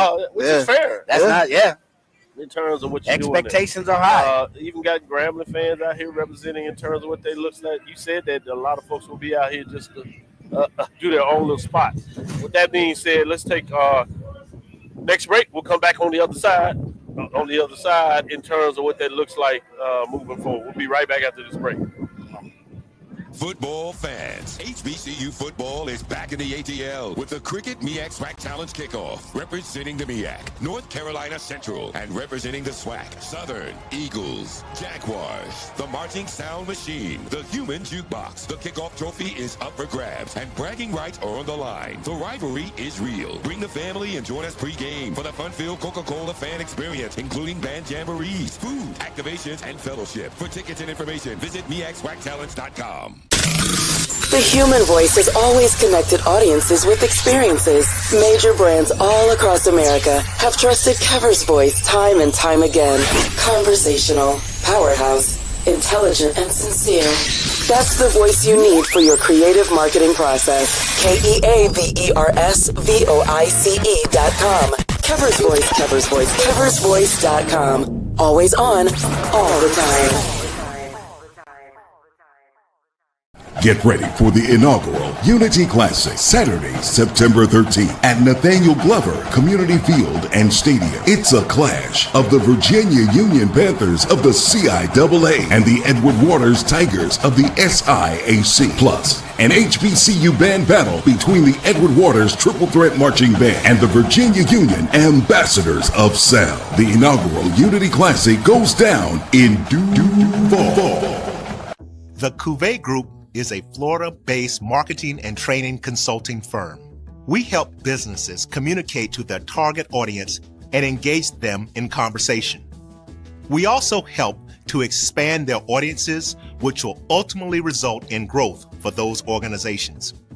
In addition to being a certified constant contact specialist, my colleagues and I are also certified in John Maxwell Leadership Principles. We use these proven principles to conduct workshops, training, and private coaching sessions for individuals and companies looking to take things to the next level.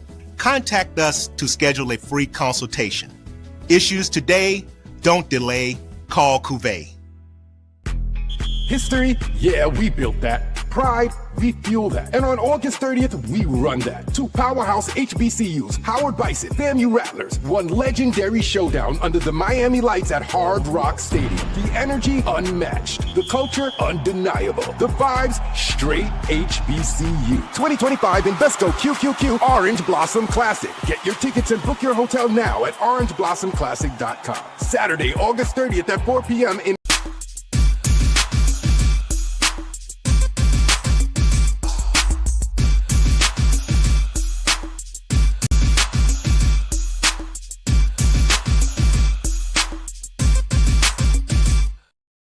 Hello and welcome back to the BCSN Game Time Show live from the Qriket MEAC SWAC Challenge. We are here, it's year 20, Doc. We are in the Game Time Show, but we're having a special class session for the lab, the HBCU Sports Lab. Now, let's talk. You know what? Before we say something, I wanted to mention something. I forgot to do it, and since the dean is here with me, he is the dean of HBCU Sports. Not only did the BCSN podcast, the Pod Zone, win the #1 overall podcast network from Million Podcasts, but the #1 HBCU sports show is Dr. Cavill's inside the HBCU Sports Lab. I appreciate that. Yes, sir. So we had to make sure we get that in. I got to get the shameless plug. I'm not mad. You know, listen, #1, and we're over folks who are on some of those other networks, the big names that folks know. So we just want to thank all of our listeners for being a part in everything that you guys do. Let's just stay on the center camera for now, because that thing's right on my head, and it just, we got to keep this face on camera, Doc. Ladies and gentlemen, right now, we are joined by Mr. PJ Parr, who is with Qriket Wireless, the title sponsor, not only for the MEAC SWAC Challenge, but also for the Celebration Bowl. Long-time partnership, first as HBCU alums, as folks who love, live, and breathe HBCU sports. We want to thank you ourselves for the support that Qriket has put behind this. And tell us why this for Qriket? So at Qriket, our goal is to inspire smiles, one meaningful connection at a time. And this platform really allows us to get back to the communities that we serve. So it's an important part of everything that we do. We have a campus ambassador program that allows us to put, right now we have 15 campus ambassadors across 11 different HBCU campuses. So, really just investing in the future, and this platform allows us a grand stage to provide that opportunity. You all do a really good job with that, but let's go back a little bit more about the community interaction and how this helps you tie into the community that you all do across the United States in terms of providing services in that area. Talk a little bit more of that community connection and how HBCUs help you do that. Yeah, so what we do is when we go out into the communities that we're in, we have partnerships with various different local clubs and organizations, and really being a part of the community and having the community rally around. We're a smaller operator that is growing, right? So the best way that you grow is to grow with your community. So if we could provide that opportunity, whether it's through education, it's through work opportunities, different ways that you can grow as a person. We go to the Boys and Girls Clubs a lot. We talk to them about going in and how college could be attainable. A lot of people feel like college is a far off place. And it may not be for them, or don't know how they can get there. And we provide information and opportunities that kind of help bridge that gap so that, everybody has a chance. Well, let's sell the product a little bit. Okay. Talk about Qriket.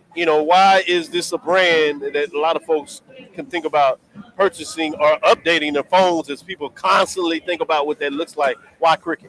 Yeah, well, first of all, we're a very affordable, value-laden brand, right? So we have a solid nationwide network, Qriket 5G. It's everywhere. We run on the AT&T network, so you've got safety and security from that standpoint. But we're also a little bit smaller, so most people, depending on what they want to go for, they go for somebody either in their community that's serving their communities, and you feel like, man, they're a company that I can relate to, and they're supporting us, so we would hope they give us a chance. Good stuff. That makes sense. Time to get in a phone purchase for my son and trying to figure out what that looks like. There we go. And while we are looking at Qriket in terms of providing him that opportunity to introduce him in terms of the phone. Before you leave, we've got the new Swarovski Motorola Razr that has crystals on it. So it's a brand new device. You go check it out. It's pretty sweet. Oh, trust me. Let's check it out. Once again, ladies and gentlemen, we are talking with Mr. PJ Parr of Qriket Wireless, the title sponsor for the MEAC SWAC Challenge, as well as the Qriket Celebration Bowl. Here, again, a long-term commitment. If I'm not mistaken, I believe it was last year you guys just renewed the contract. We did. How long are you guys in? We are in through 2027 right now, and then we have an option year to continue, which we're beginning negotiations shortly. So we're excited about it. That's always good to hear. There you go. Well, look, when you come and you look around and you see the involvement and everything that it has and the growth really that both of the games have experienced, just since 2020, what better place would you want to be a part of? And, the support from the community has been great. The HBCU larger community as you go throughout the country. So it's been a wonderful partnership, and hopefully everybody has benefited from us as much as we've benefited from everyone else. You're a technology company at the heart of it, but part of that is really communicating. make sure folks can communicate in different ways. When you think about that from that perspective, though, you get to tie into sports. And this is just football from that perspective. Talk about, I'd imagine, how cool it is to provide communication applications, but doing it tying in when you can have some fun doing it with sports. Well, I'm a sports guy, from Orlando, so we grew up going selfishly. Selfishly, we grew up going to the Florida Classic. So, going to the community, we're not mad about it. No, not at all. But technology is great. I've literally grown up in this business. When we started, we only had 3 phones, right? And you look at the technology and everything that's changed, and now you can't live without it. So getting to show up at sporting events and really reach, a passionate community as well as, passionate sports fans. And, who doesn't love college football? Right. In terms of real quick, just as a point of information, we will be at the Florida Classic with the Game Time show this year as well. Yeah, we'll be there. He said, no, we won't be there. You got to go That's home. what we do. He said, Gotta go home. You got to go home. Talk about some of the technologies when you say phones a lot of times, wireless services, but there's a lot of components to that. Can you share a little bit more about what that looks like and how spread out you get in terms of that technology? Yeah, so we have a nationwide 5G network, right, which everybody at this point is pretty much running 5G, which is really fast. So you can download movies, you can stream movies. We have different apps that you can download, whether it's YouTube and other things like that, of course. But we have Qriket app if you haven't tried our service yet. It's a 14-day free trial. You download the app. It works simultaneously with your current service phone. I like to say if the phone works at your office and it works at your house and everywhere in between, that's 90% of the usage that you use. Going to large football games like this, pretty much they were in every metro that you can go to. Yeah. So if we work in those areas, we'll work for you. All right. Well, actually, what we're going to do is we're going to let Mr. Parr get out. We know he has other things to get to. We, again, want to thank you for all of your support that you guys do for the HBCU product, the HBCU brands, and just being engaged. Did you have anything before we? I would say before we get out there, I always like to ask, is anything that you wanted to make sure that we shared that we didn't ask you in terms of our questions before we let you go? Now you guys got to it. I'll let you guys get to work. I appreciate the time. being able to sit back and chat with you guys, talk football is always a pleasure. Our pleasure. Cool. Well, wait a minute. Well, real quick then, since we go, is there a pick for today? Yeah. Nah. You said I just hope for a good game. I just hope for a good game. He tried to set you up. Hey, listen, I gave the opportunity to do exactly what he did. Yeah. We want both teams to have a great opportunity to win. I just want a great game. We want a good game. If it goes down to a final field goal kick, I won't be mad at it. There you go. Problem. Once again, folks, PJ Parr of Qriket Wireless. We're going to get ready to take us a break. When we return, we're going to come back with an HBCU businessman who's helping to bring you the new BCSN merchandise. So stay tuned, all of y'all, so we can let you know how to get it. You're in tune to the inside the HBCU, Dr. Cavill's inside the HBCU Sports Lab at the BCSN Game Time Show, live from the Qriket MEAC SWAC Challenge. We'll be right back. Football fans, HBCU football is back in the ATL with the Qriket MEAC SWAC Challenge kickoff. Representing the MEAC, North Carolina Central, and representing the SWAC, Southern, Eagles, Jaguars, the Marching Sound Machine, the Human Jukebox. The kickoff trophy is up for grabs, and bragging rights are on the line. The rivalry is real. Bring the family and join us pre-game for the fun-filled Coca-Cola fan experience, including band jamborees, food, activations, and fellowship. For tickets and information, visit MEACSWACChallenge.com. The human voice has always connected audiences with experiences. Major brands all across America have trusted Kever's voice time and time again. Conversational, powerhouse, intelligent, and sincere. That's the voice you need for your creative marketing process. KeversVoice.com. Kever's Voice, Kever's Voice, KeversVoice.com. Always on, all the time. Get ready for the inaugural Unity Classic, Saturday, September 13th at Nathaniel Glover Community Field and Stadium. It's a clash of the Virginia Union Panthers of the CIAA and the Edward Waters Tigers of the SIAC. Plus, an HBCU band battle between the Edward Waters Triple Threat Marching Band and the Virginia Union Ambassadors of Sound. The inaugural Unity Classic goes down in due fall. The Qriket Group is a Florida-based marketing and training consulting firm. We help businesses communicate to their target audience and engage them in conversation. We also help to expand their audiences, which will ultimately result in growth for those organizations. In addition to being a certified constant contact specialist, my colleagues and I are also certified in John Maxwell Leadership Principles. We use these proven principles to conduct workshops, training, and private coaching sessions for individuals and companies looking to take things to the next level. Contact us to schedule a free consultation. Issues today, don't delay, call Qriket. History? Yeah, we built that. Pride? We fuel that. And on August 30th, we run that. Two powerhouse HBCUs, Howard Bison, FAMU Rattlers, one legendary showdown under the Miami lights at Hard Rock Stadium. The energy unmatched. The culture undeniable. The vibes straight HBCU. 2025 Invesco QQQ Orange Blossom Classic. Get your tickets and book your hotel now at orangeblossomclassic.com. Saturday, August 30th at 4 p.m. in Miami Gardens.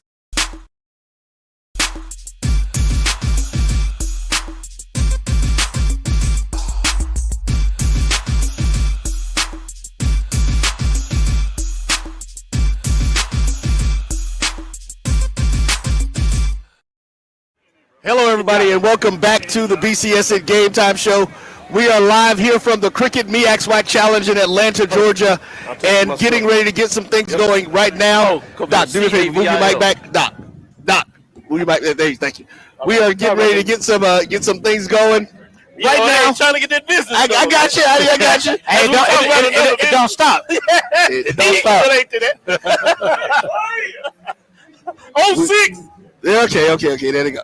But hey, it's all love. We one short. We got the Alpha. We got the Omega. He sells all merchandise. That's right. The Omega, the 586.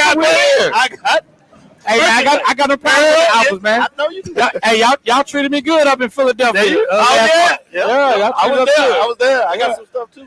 And with that being said, we're gonna let our gentleman from Winters Industries introduce himself. Yeah, my name is Jeremy Winters, owner and proprietor of WintersIndustries.com. We sell D9 paraphernalia and HBCU products as well.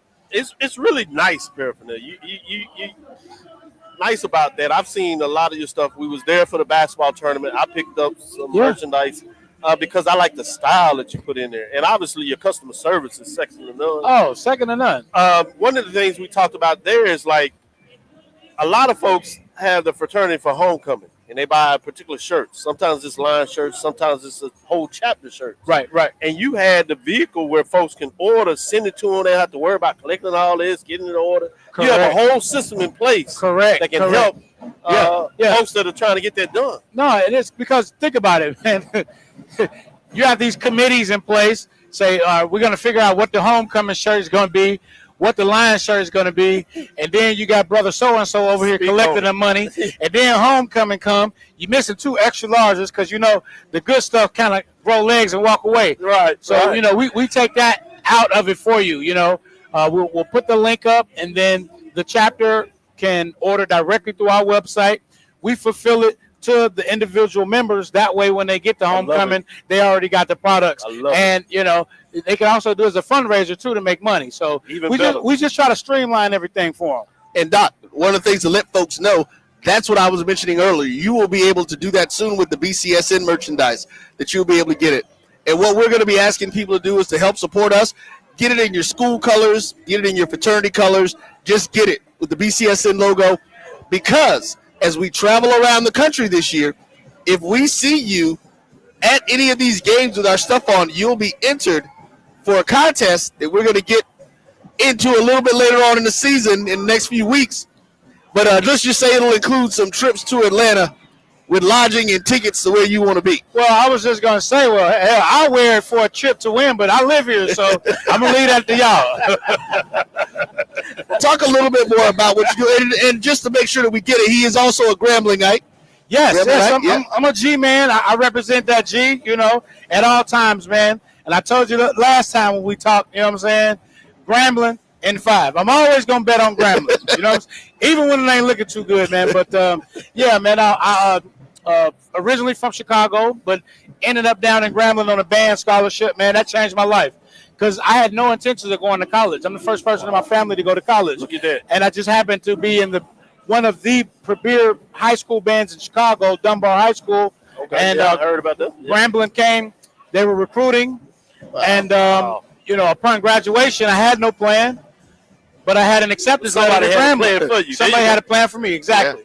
So that's how I ended up there, man, and it's changed my life, man. Well, and listen, of course, in the background, you may have heard it. Looks like the marching Eagles are coming into the area.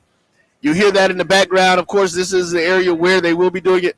And just to clarify some stuff, folks, we're nowhere near the tailgating. Unfortunately, we don't have any access to be able to see the tailgating from where we're at. That's the only reason that we're not showing it to you this year, because we're not near it. We will be rectifying that with the rest of the Game Time shows, but today we're just not anywhere near it. And I just got lucky, to be honest with you, because after I set up our vending area and I had to park around to the parking lot over there, I saw the RVs up there, and I'm like, wow, this is a whole experience up there. So at some point, I'm going to sneak up there and see what's going on. There you go. I might be sneaking up there with you if he gives me a break today.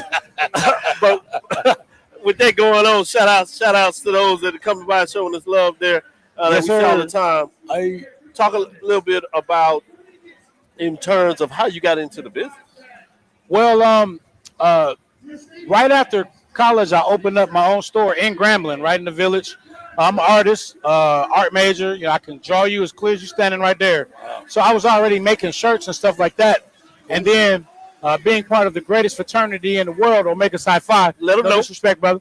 No, it's all good. I went down to a district meeting, and I'm looking as a neo, but I'm also looking as a business person as well. I can't cut that off. Anybody that's in business, you can't cut it off. It's like an open tab that's always running in the back of your brain. So I'm in it, I'm looking, and I'm like, man, these guys are racking up. And oftentimes people get so comfortable in doing things the way that they do it, that's the only way they know how to do it, and they've been doing it like that for 20 years. So I was a young guy in the fold, and I'm thinking like, man, that'll be fly if they did this or they did that. And then, fast forward, I happened to be blessed to marry my wife and partner in the business and in life. She's a member of Delta Sigma Theta. Look at that. So between her and I, we just started designing new, not necessarily trendy, but things outside of the box. That way when you stylish. Yes. When you walk up to it, I have never seen that. Let me get that. So that's always been our aim. And, people, they complain when they go places because it's competition. I think competition is a great thing. That's right. But put me next to competition, and I can sit there with my chest out knowing that you can only get this right here. There you go. That's how we do things. So have you seen competition grow over the years, or has it declined? We're in terms of the marketplace, obviously, we love to talk about the business perspective of HBCU sports and all the ways that it's connected. Okay, so here's the thing. We live in the media world, social media, and the microwave society. Bad news and good news travels just like this. And as y'all starting to see, even in the HBCU space, everybody is starting to realize the value of the black dollar, the value of folks graduating from these institutions, and they're all trying to get a piece of it, right? So y'all see it just in that space. Yeah. But once we start talking about the D9 space, the same thing. And, it's becoming more corporate, and I get it. I remember talking to a vendor, and he told me, I remember when I was vending when you didn't need a license. He said, he says, 20 years ago, you didn't need a license. In fact, they weren't selling vendor booths. He would get a booth, he would rent hotel connecting rooms in the hotel and then go downstairs and pass out flyers to the Deltas to tell them to come upstairs and shop with them. So from that to paying vendor fees, royalties, and all of that, everything is changing.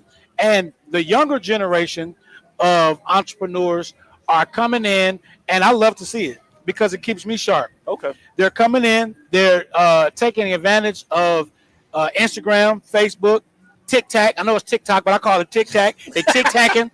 They understand that. And the folks that are older and have been doing it the way they've been doing it, they're kind of phasing themselves out by not willing to change. That's right. So I'm watching it change in real time. Last question I have for you is, I don't want you to give away your secret, sports. And I know as a business person, you won't do that. Yeah. But touch us a little bit in terms of you, and you touched on it a little bit in terms of your uniqueness. Where does it come from, and how do you go about thinking about what is the nexus? Okay, so one of the things that I didn't used to do, and I want to kick the old me for this. Listen to the customer. Okay. Listen to the customer. This is good. Now, this is good. 9 times out of 10, customer gonna give you a bad idea. But you still gotta listen. But you gotta listen because what's gonna happen is that 10th time. That 10th time is you're gonna notice a pattern. Okay. 50 people asked me for this, right? Yeah. So what I would say This is game right here. what I would say is try it. Don't go all in. And even like things when you have a gut feeling about it, you know, I'll give you an example. When I would get an idea about a shirt or whatever, I would use a print-on-demand service. Okay. That way I wouldn't be tying up my money, my inventory, and my resources to it. Once I sell 500 of them, okay. Let's go. Boom. Now I can afford to sell it at a cheaper price because I'm cutting out the middleman, and I can deliver it directly to them. So, you know, go with your gut, but don't bet the farm on understand how that. Put a tester out there. Okay. Put a tester out there. Sometimes, like, I'll take a product like this, take a picture of it, put it out on the website, and say limited time only, just to see how many bites I get. And the customer going to tell you. Yep. You know what I'm saying? The customer's always right. They really are, because the customer, the moment they make a purchase, they've told you something. Okay. So listen to that.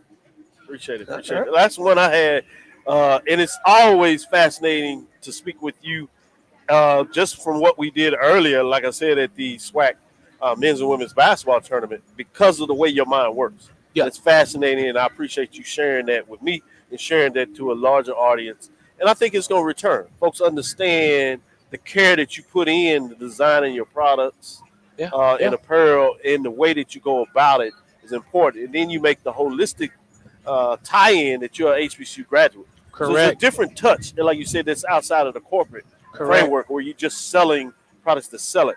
Now you're talking about, you understand the emotional ties that folks, like I like to call it, the HBCU sports culture. Yes. Which includes, like you said, the D-line and all our different institutions.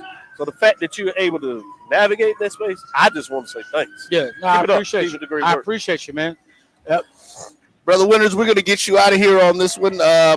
Tell folks how they can reach out to you with the website, social media, all that stuff. So the website is wintersindustries.com. Winters is plural, Industries is plural. You can catch us on Instagram, Facebook, Winters Industries as well. And we wrapped up season 1 of our reality show, Ventures. That's Vend. I'm a vendor. Ventures. That's on YouTube. And we will be kicking. We're waiting to get the episode so we can get it on the network. I'll get that over to you. So season 1 of Ventures basically followed us around doing all of the D9 events and things of that nature. So on season 2, you could catch us doing homecomings and other football games, just to kind of get the other side of what it is that we do. All right. Well, folks, there you have it. Our partner in apparel, Winters Industry. You'll be, again, getting your opportunity very soon to purchase your BCSN gear. We're going to take us another break, come back, talk a little bit about the Zora Hurston Festival happening down in Orlando, Florida, or Eatonville, Florida, to be more exact, the ending of January 2026. We'll talk about a little bit more of that right after this. Yes, sir. History? Yeah, we built that. Pride? We fuel that. And on August 30th, we run that. 2 powerhouse HBCUs, Howard Bison, FAMU Rattlers, one legendary showdown under the Miami lights at Hard Rock Stadium. The energy unmatched. The culture undeniable. The vibes straight HBCU. 2025 Invesco QQQ Orange Blossom Classic. Get your tickets and book your hotel now at orangeblossomclassic.com. Saturday, August 30th at 4 p.m. in Miami Gardens. Thank you guys for what you do for HBCU athletics. This is a fantastic avenue for all of us. This is our ESPN, so we love what you guys do. Brian, AD, Roy, all you guys at BCSN. We really appreciate what it is that you guys do for us.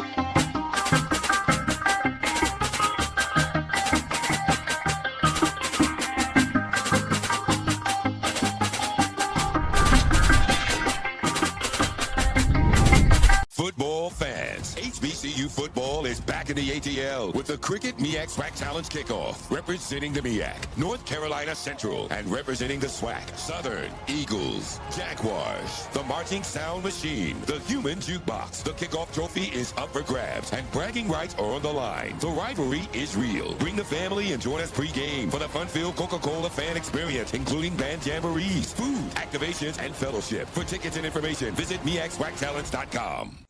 As technology continues to bring changes to the world of education, it's time we also reimagine teacher professional development. Gone are the days of one-size-fits-all learning that can only be accessed at a specific time and place. The Stride PD Center is an on-demand library of mobile-friendly courses that allow educators to learn anytime and anywhere. Our dynamic courses provide bite-sized learning and help educators advance their knowledge while also gaining professional development hours. The best professional development plans are those that include a level of flexibility and choice for educators. Whether you're a teacher, school, or district, visit us today to take charge of your learning. Get ready for the inaugural Unity Classic, Saturday, September 13th at Nathaniel Glover Community Field and Stadium. It's a clash of the Virginia Union Panthers of the CIAA and the Edward Waters Tigers of the SIAC. Plus, an HBCU band battle between the Edward Waters Triple Threat Marching Band and the Virginia Union Ambassadors of Sound. The inaugural Unity Classic goes down in due fall.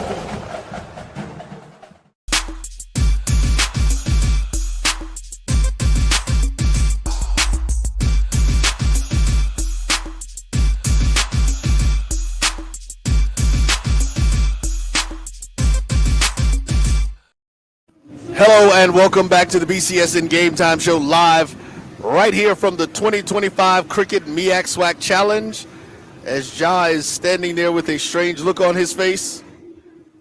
Is the audio not going out? Is that what you're hearing? Huh? Internet then froze up on me.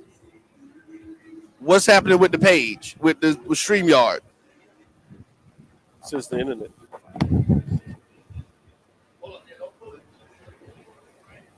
Man,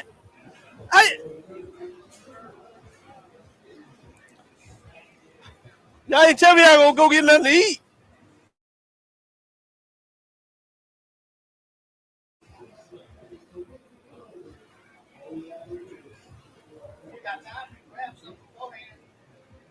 Yeah, we gonna do, depending on when if he get this up, we're gonna do like 2 segments. This segment and then the last.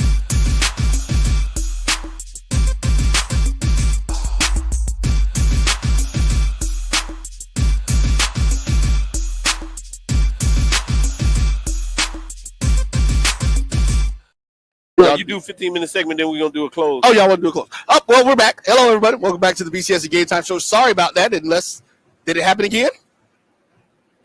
Looks like we're still live. Just having a few technical difficulties. Listen, you get thousands of people in a space, internet signal is going to be kind of spotty. You know what I mean? So that's kind of what happens here. Right now, we're just going to do a quick thing before we bring the guys from the lab to come in and do their close. I want to talk a little bit about the longest-running Black Cultural Festival in the United States, the Zora Neale Hurston Outdoor Festival of Humanities and the Arts. Happens in Eatonville, Florida, the oldest Black incorporated municipality in the United States. Of course, there's been some arguments, but this is one of the ones that's documented as the first.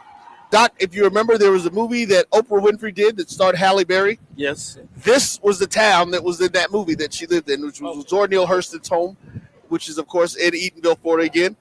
And that festival happens the last weekend of January every year. Her birthday is January 7th, and that leads into what they call festival season.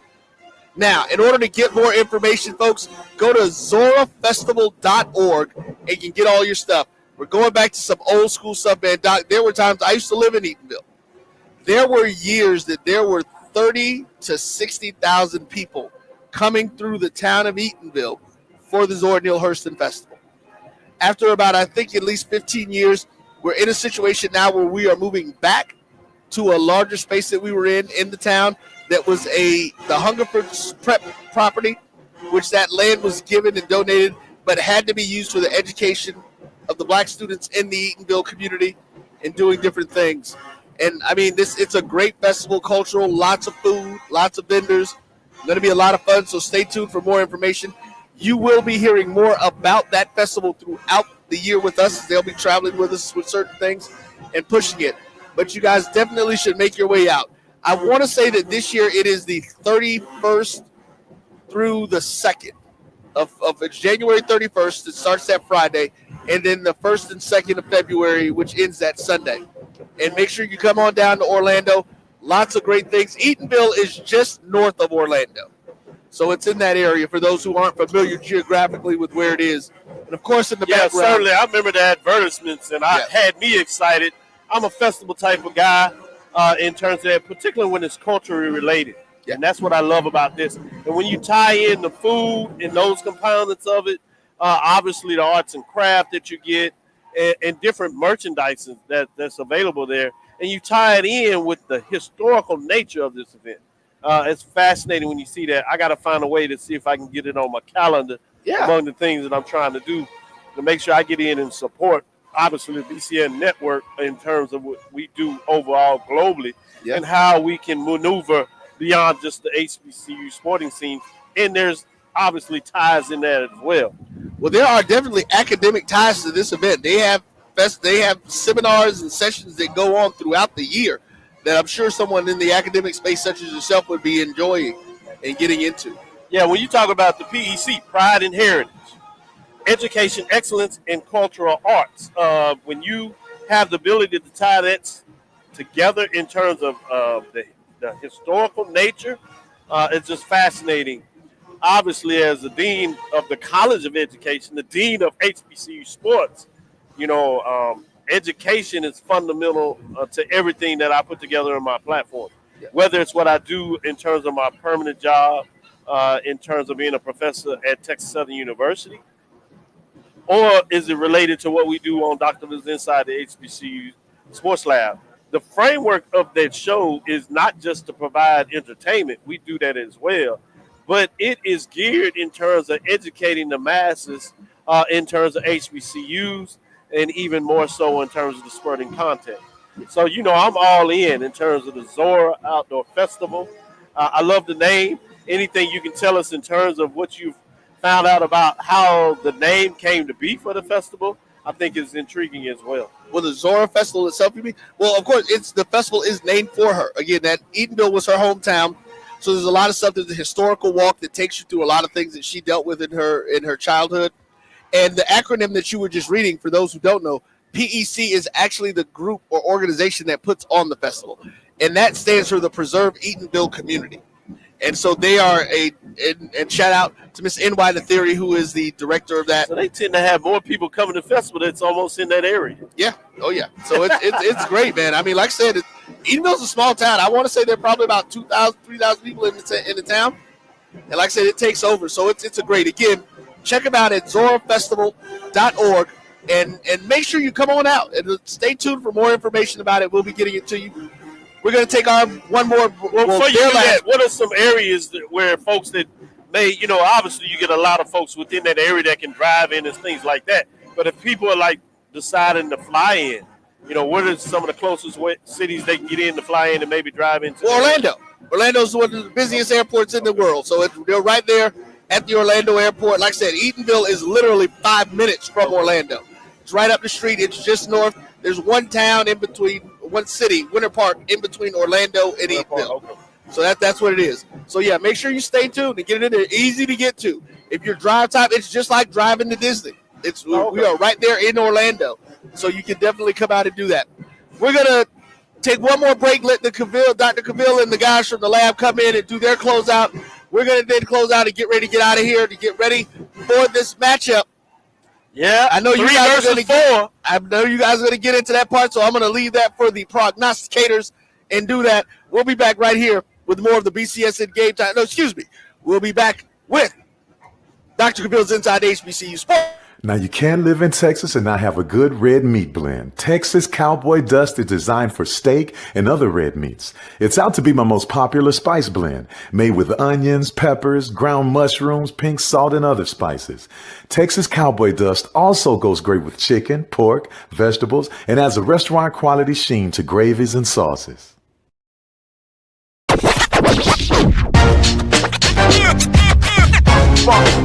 It's like a loop machine. All around town, people trying to get down. Vanilla smoked sea salt seasoning is for seafood. The tarragon and fennel bring out the natural sweetness in seafood. I also use it in rice dishes, on yams, asparagus, blueberry pancakes, and believe it or not, chocolate chip cookies. Vanilla smoked sea salt adds a salty and savory component to sweet dishes that create a symphony for the tongue. Get ready for the inaugural Unity Classic, Saturday, September 13th at Nathaniel Glover Community Field and Stadium. It's a clash of the Virginia Union Panthers of the CIAA and the Edward Waters Tigers of the SIAC. Plus, an HBCU band battle between the Edward Waters Triple Threat Marching Band and the Virginia Union Ambassadors of Sound. The inaugural Unity Classic goes down in Duval. History? Yeah, we built that. Pride? We fuel that. And on August 30th, we run that. Two powerhouse HBCUs, Howard Bison, FAMU Rattlers, one legendary showdown under the Miami lights at Hard Rock Stadium. The energy unmatched. The culture undeniable. The vibes straight HBCU. 2025 Invesco QQQ Orange Blossom Classic. Get your tickets and book your hotel now at orangeblossomclassic.com. Saturday, August 30th at 4 p.m. in Miami Gardens. Football fans, HBCU football is back in the ATL with the Qriket MEAC SWAC Challenge Kickoff. Representing the MEAC, North Carolina Central, and representing the SWAC, Southern, Eagles, Jaguars, the Marching Sound Machine, the Human Jukebox. The kickoff trophy is up for grabs, and bragging rights are on the line. The rivalry is real. Bring the family and join us pre-game for the fun-filled Coca-Cola fan experience, including band jamborees, food, activations, and fellowship. For tickets and information, visit MEACSWACChallenge.com.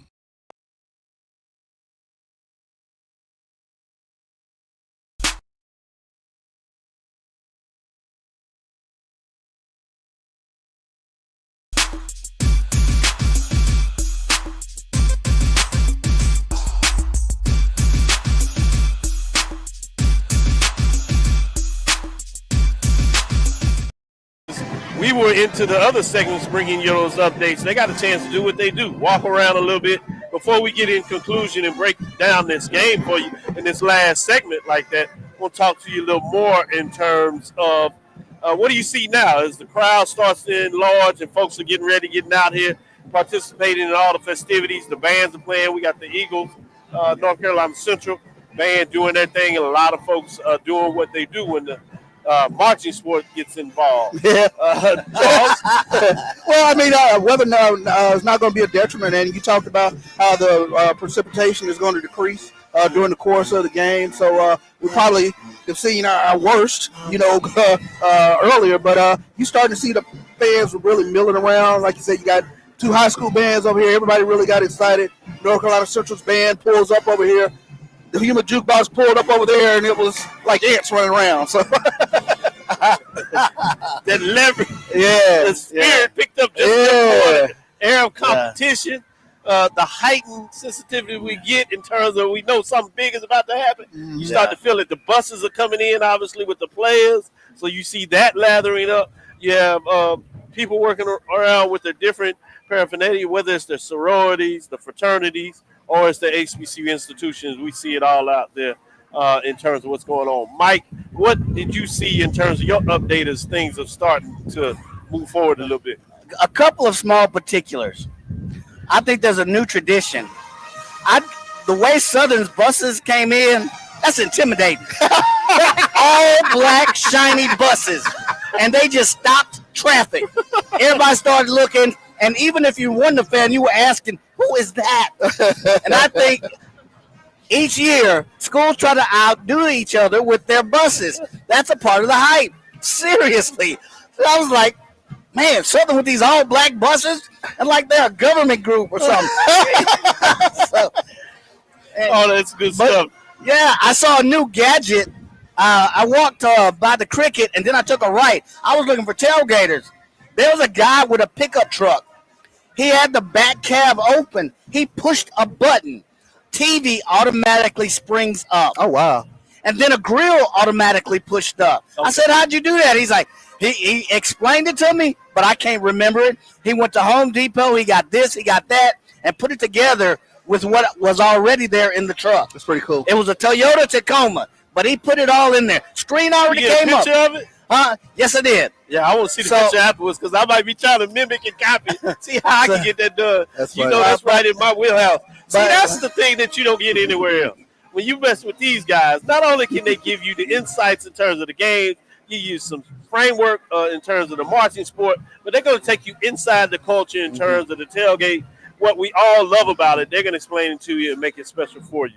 With that being said, let's get back to the business of the hands. It's time to kind of close out what we do out here before the game, as you see a lot about talking about this matchup. Let me set it up for you again. We said this at nauseum, but it is the fact of in terms of how we see it. This is the number 3 ranked North Carolina Central Eagles, who last year were 8-3 overall, 4-1 in conference play. As we talked about it, they were one win away, if you would, really, to be able to see themselves at the end of the year in that Qriket Celebration Bowl matchup. They were defeated by South Carolina State Bulldogs that got the spoils in making it over there. They faced the number 4 team, which is Southern Jaguars, who were also 8-5 in terms of getting to that 8-win mark, 7-1 in conference play, what that looks like. And they played in what SWAC has is the championship game, and they played against Jackson State. They not only won that game, but they defeated South Carolina State in that Celebration Bowl to become the champions of that bowl and ultimately a national champion. When we get to this, so many people are excited about this matchup, no matter what they think in different ways.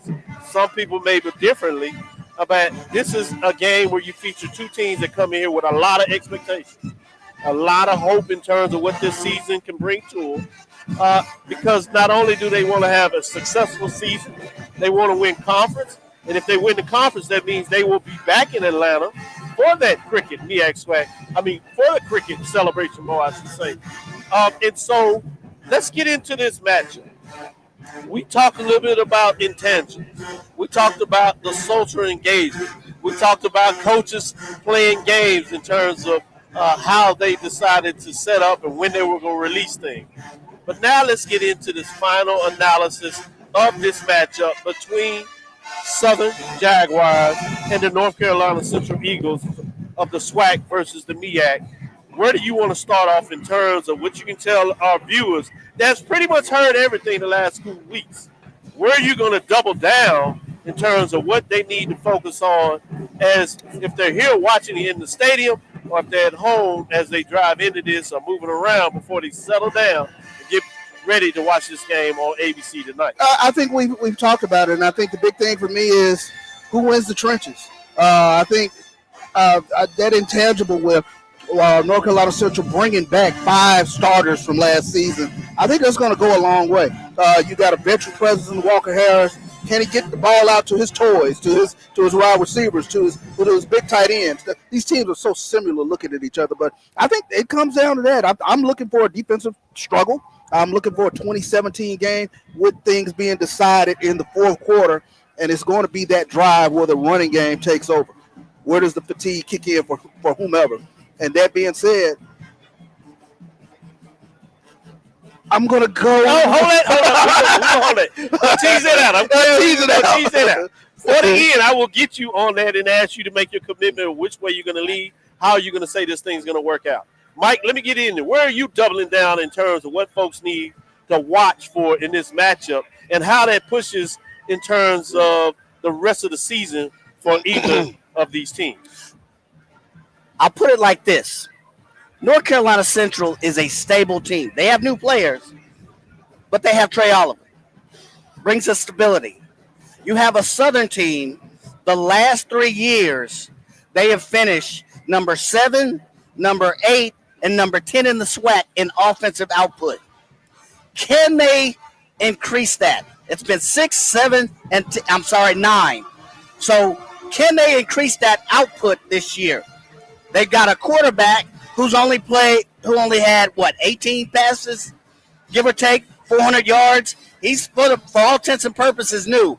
So how can Southern's offense, which has been retooled, how will they perform today against a defense which is going to come in and already even be solid, just because of the leadership there?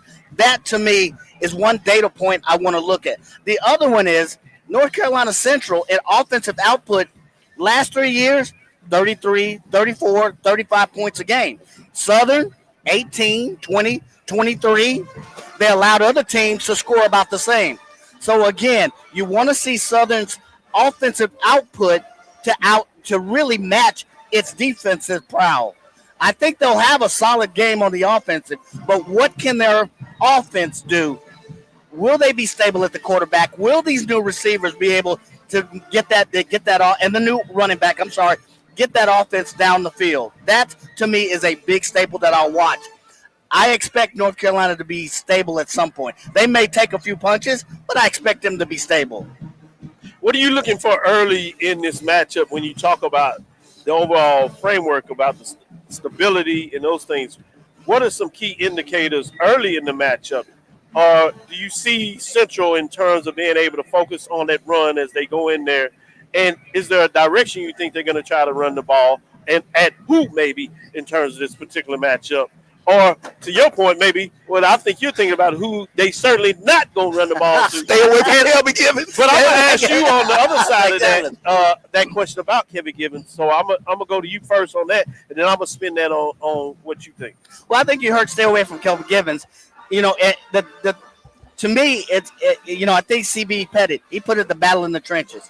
Who can move the sticks, but more importantly, who can move the sticks with an effective running game? It's okay to do it with running, but who can move the sticks? That to me will tell who's going to win. I am one who says don't stay away from Kelby Givens. Make him earn his money. Mix it up a little bit. Don't stay away from him. Run to the side. Run up the middle. I think you have to come in with a certain chip on your shoulder.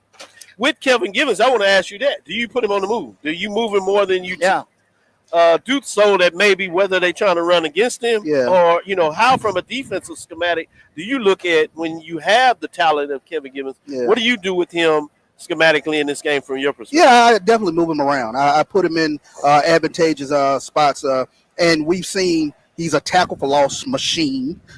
Not only does he shut down running games, but he gets after the quarterback really well. And to give you a visual, he is the FCS version of Aaron Donald. He is a load. You have to always find where he is along the line of scrimmage. And you do move him around. You do, try to find some mismatches for him so to where you can free him up. So how do you strategize against it? Do you offensively try to chip him with the running back out of there? Absolutely. What things did you do if you see them moving him more than normal? What do you counter with that in terms of what they take place? So, go ahead. You mentioned chipping with a running back. I would also mix it up. Tight end. That was a tight end is what I would chip him with. But also, if you see him, do some counter trap plays that cross-directional runs as well away from him. Keep him guessing a little bit. They're going to move him around a little bit. I would run at him a couple of times and then maybe mix it up. Counter trap, reverse plays on the other side to keep but it's almost like a chess game.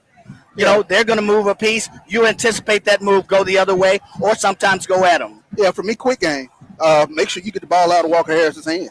Don't give him an opportunity to get to the quarterback. Yeah, so I think when you start talking about slants and screens and things of that nature, get the ball out of the quarterback's hands so he doesn't get up and into the flow of the game. So do you try to stretch it at any time? And what are some of the things that you look for of when you think about, we need to try to hit him up because they're going to start crowding the box? Obviously, you do that.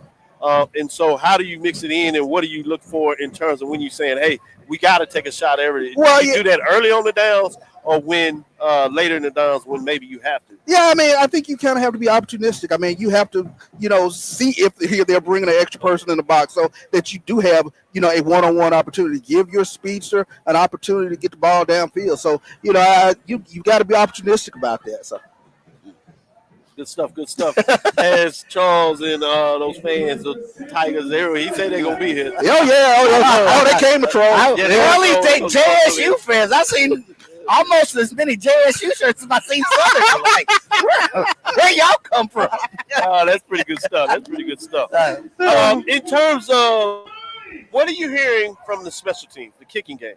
Do you have any updates in terms of what that looks like in terms of first kickoff perspectives? Giving you a shout out. Yeah, they want that shout out for Jack State. Where the love? Where the love? I like that. Right? What's up? Yeah. So when we talk about that kicking game, first I'm talking about like kicking the ball off. The hidden positions, then from punts. Yeah. Obviously the receptions on the punts. Make sure you're not turning off the ball. Yeah. Where are you feeling where one team may have a plus in that market? Oh, that's a great question. I think that's one of those things. Sometimes going into the opening game of the season, you don't have a good feel on, the special teams. That's why I've been paying attention to what might the wind do.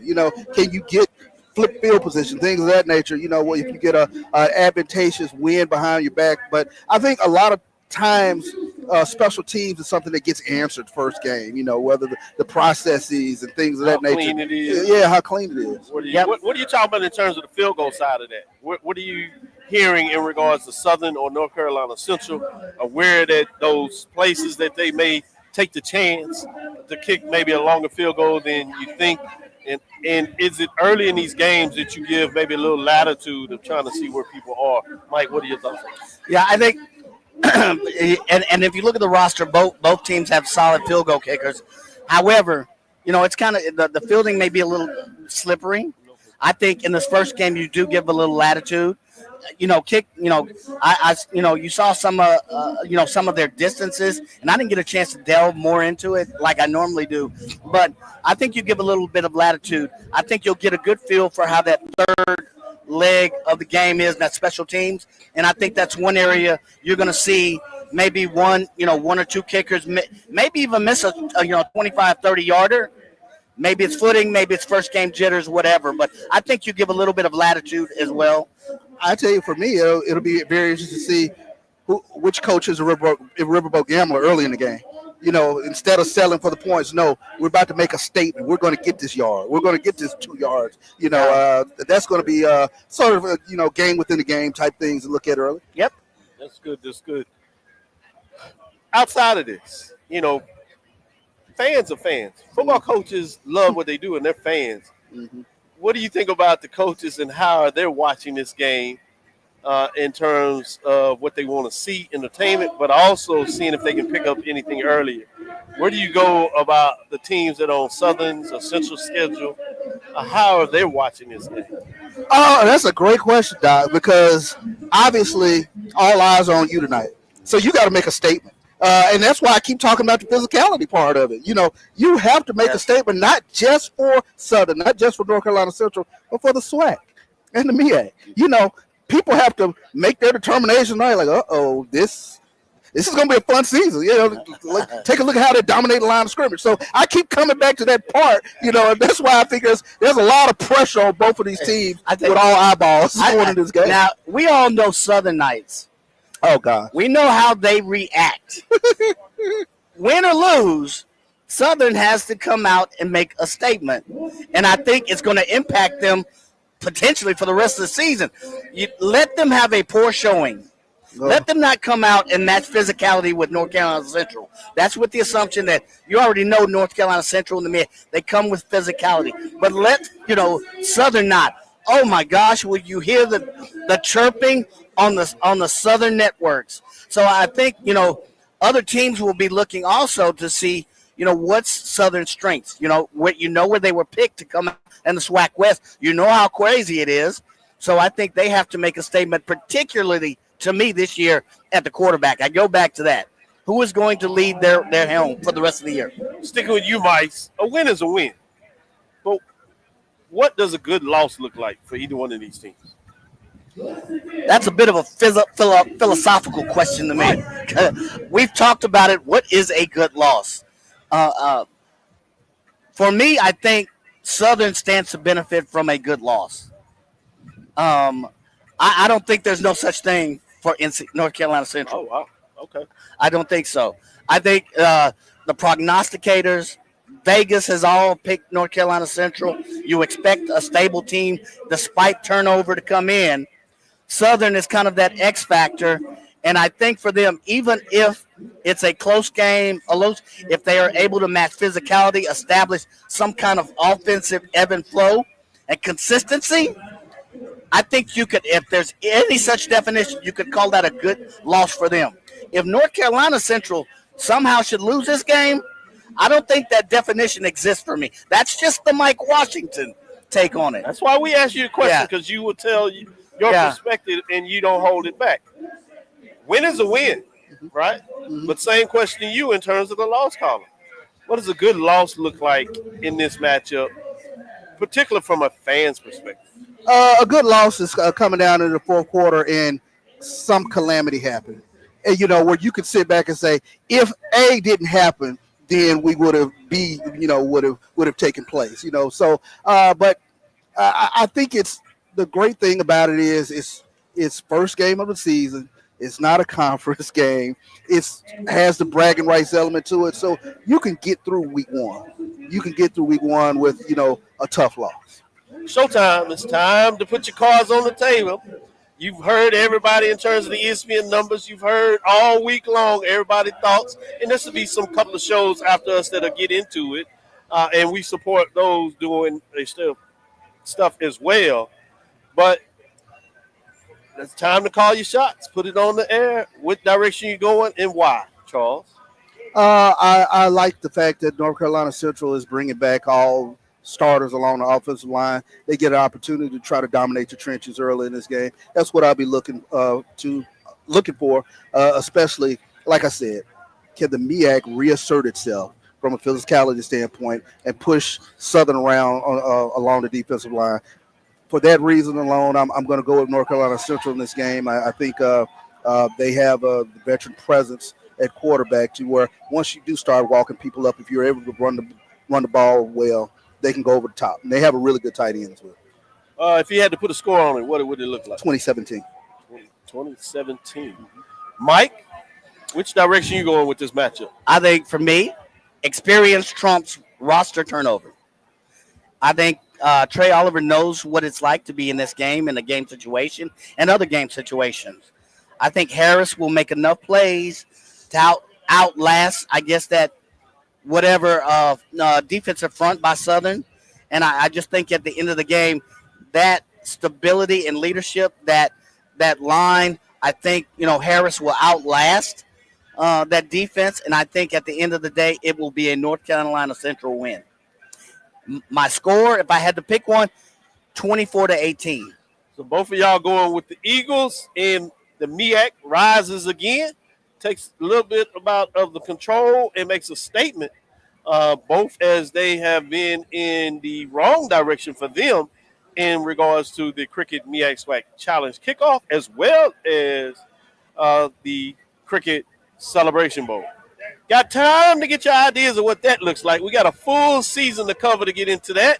We'll be back with you in the morning to talk about what we saw before we get on our planes and get out of it. So tune in early. We're looking at doing an 8:30, give you about an hour of show, and then we're going to head off in the airport and get back to Houston. With that being said, we're getting ready to close here. So thank you for listening to Inside the HBCU Sports Lab. Make sure you share our podcast with your friends and colleagues. I am Dr. Kenyatta Cavill, the Dean of HBCU Sports from Inside the Lab. College of HBCU Sports with Mike Washington and Charles Bishop. Good to have these guys together. I tease them all the time, particularly Mike, who seriously is taking care of business, and we tease him because we love him and care, but it's so much fun when we get him part of the team, so we can mess with him on so many different reasons. He's truly our big brother in more ways than one, so we just want to say it's good to have you, Mike. Let's get into it and see what this looks like. Charles, I know you had to slide out a little bit for us, but taking care of family, and we appreciate prayers with you and them. Please let them know that as we continue to do that. I have to give a little point of privilege with a brother of ours, yes, particular brother Mitchell Hyder. We've learned earlier today that he's passed and has become an ancestor. He was fighting through it as he always has, and in a lot of ways, he passed last night in terms of heart trouble. But with that being said, I'm going to say it one last time on air, if you would, is just the three of us. Just the three of us. Fitting with us here. At one time, we had a little song we was traveling around, and he'd get so excited about saying that. Just the three of us. And his country Mississippi accent. Just the three of us. I loved it. I will miss his calls at the beginning of the season because he would come in there and he'd be so serious. He wanted to make sure that I would give him his update of how his Prairie A&M Panthers would do, because he would want to go back to Mississippi and being able to provide an update to Jackson State, Alcorn State, and Mississippi Valley, because that's where he's from. And all his family members were connected with those schools. So he would always say, Kavir, you got to give me something. What we looking like? I need to know. So I'm truly going to miss those, but I wanted to be able to say rest in peace, Brother Mitchell Hyder. With that last statement, again, we want to thank you for listening to Dr. Bill's Inside the HBCU Sports Lab with Mike Watson and Charles Bishop. As you know, we do every Tuesday and Thursday at 6 o'clock. Starting this Sunday, we will do a Sunday edition. We'll do it 8 o'clock. That is Eastern. Next Sunday, we'll go back to our traditional time, which is 9 o'clock Central, obviously 10 o'clock Eastern. For the BCSN, the Black College Sports Game Time, they're doing it like no other. We bring it to you live at the tailgate event. As we like to say, dream big, continue to move forward. We will talk with you soon. Charles? Of course. Mike? Lecture. Dismiss. History? Yeah, we built that. Pride? We fuel that. And on August 30th, we run that. Two powerhouse HBCUs, Howard Bison, FAMU Rattlers, one legendary showdown under the Miami lights at Hard Rock Stadium. The energy unmatched. The culture undeniable. The vibes straight HBCU. 2025 Invesco QQQ Orange Blossom Classic. Get your tickets and book your hotel now at orangeblossomclassic.com. Saturday, August 30th at 4 p.m. in Miami Gardens. Thank you guys for what you do for HBCU athletics. This is a fantastic avenue for all of us. This is our ESPN, so we love what you guys do. Brian, AD, Roy, all you guys at BCSN. We really appreciate what it is that you guys do for us.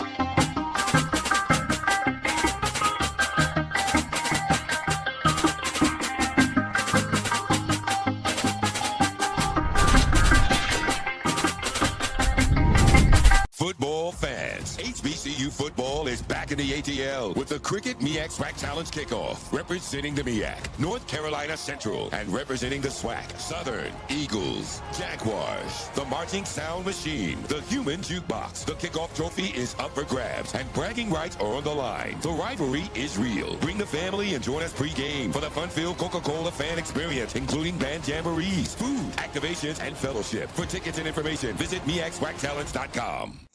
As technology continues to bring changes to the world of education, it's time we also reimagine teacher professional development.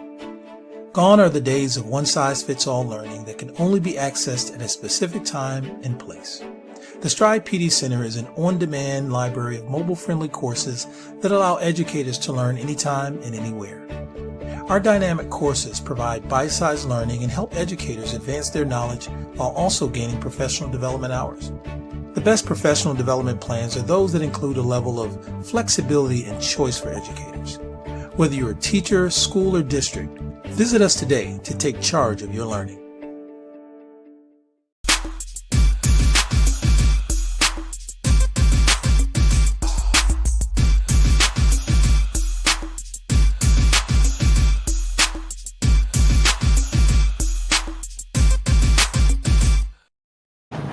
All right, everyone, we want to just thank you all for tuning in and kicking it with us as we get ready and prepared for getting set up for this game. We are live again here from the Qriket MEAC SWAC Challenge.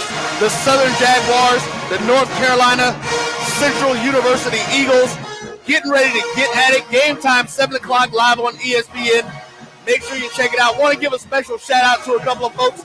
Eclipse Events, that's ACLIPSE events.com. Check them out. My man James Stillwell does events all over the Southeast. Of course, want to give a shout out to Honda Generators for helping us out with some issues we had. One of the reasons we were a little late, couldn't get power, but they came in and helped us out with that as well. Also want to thank my guy Jamie Winters from Winters Industry, our apparel partner.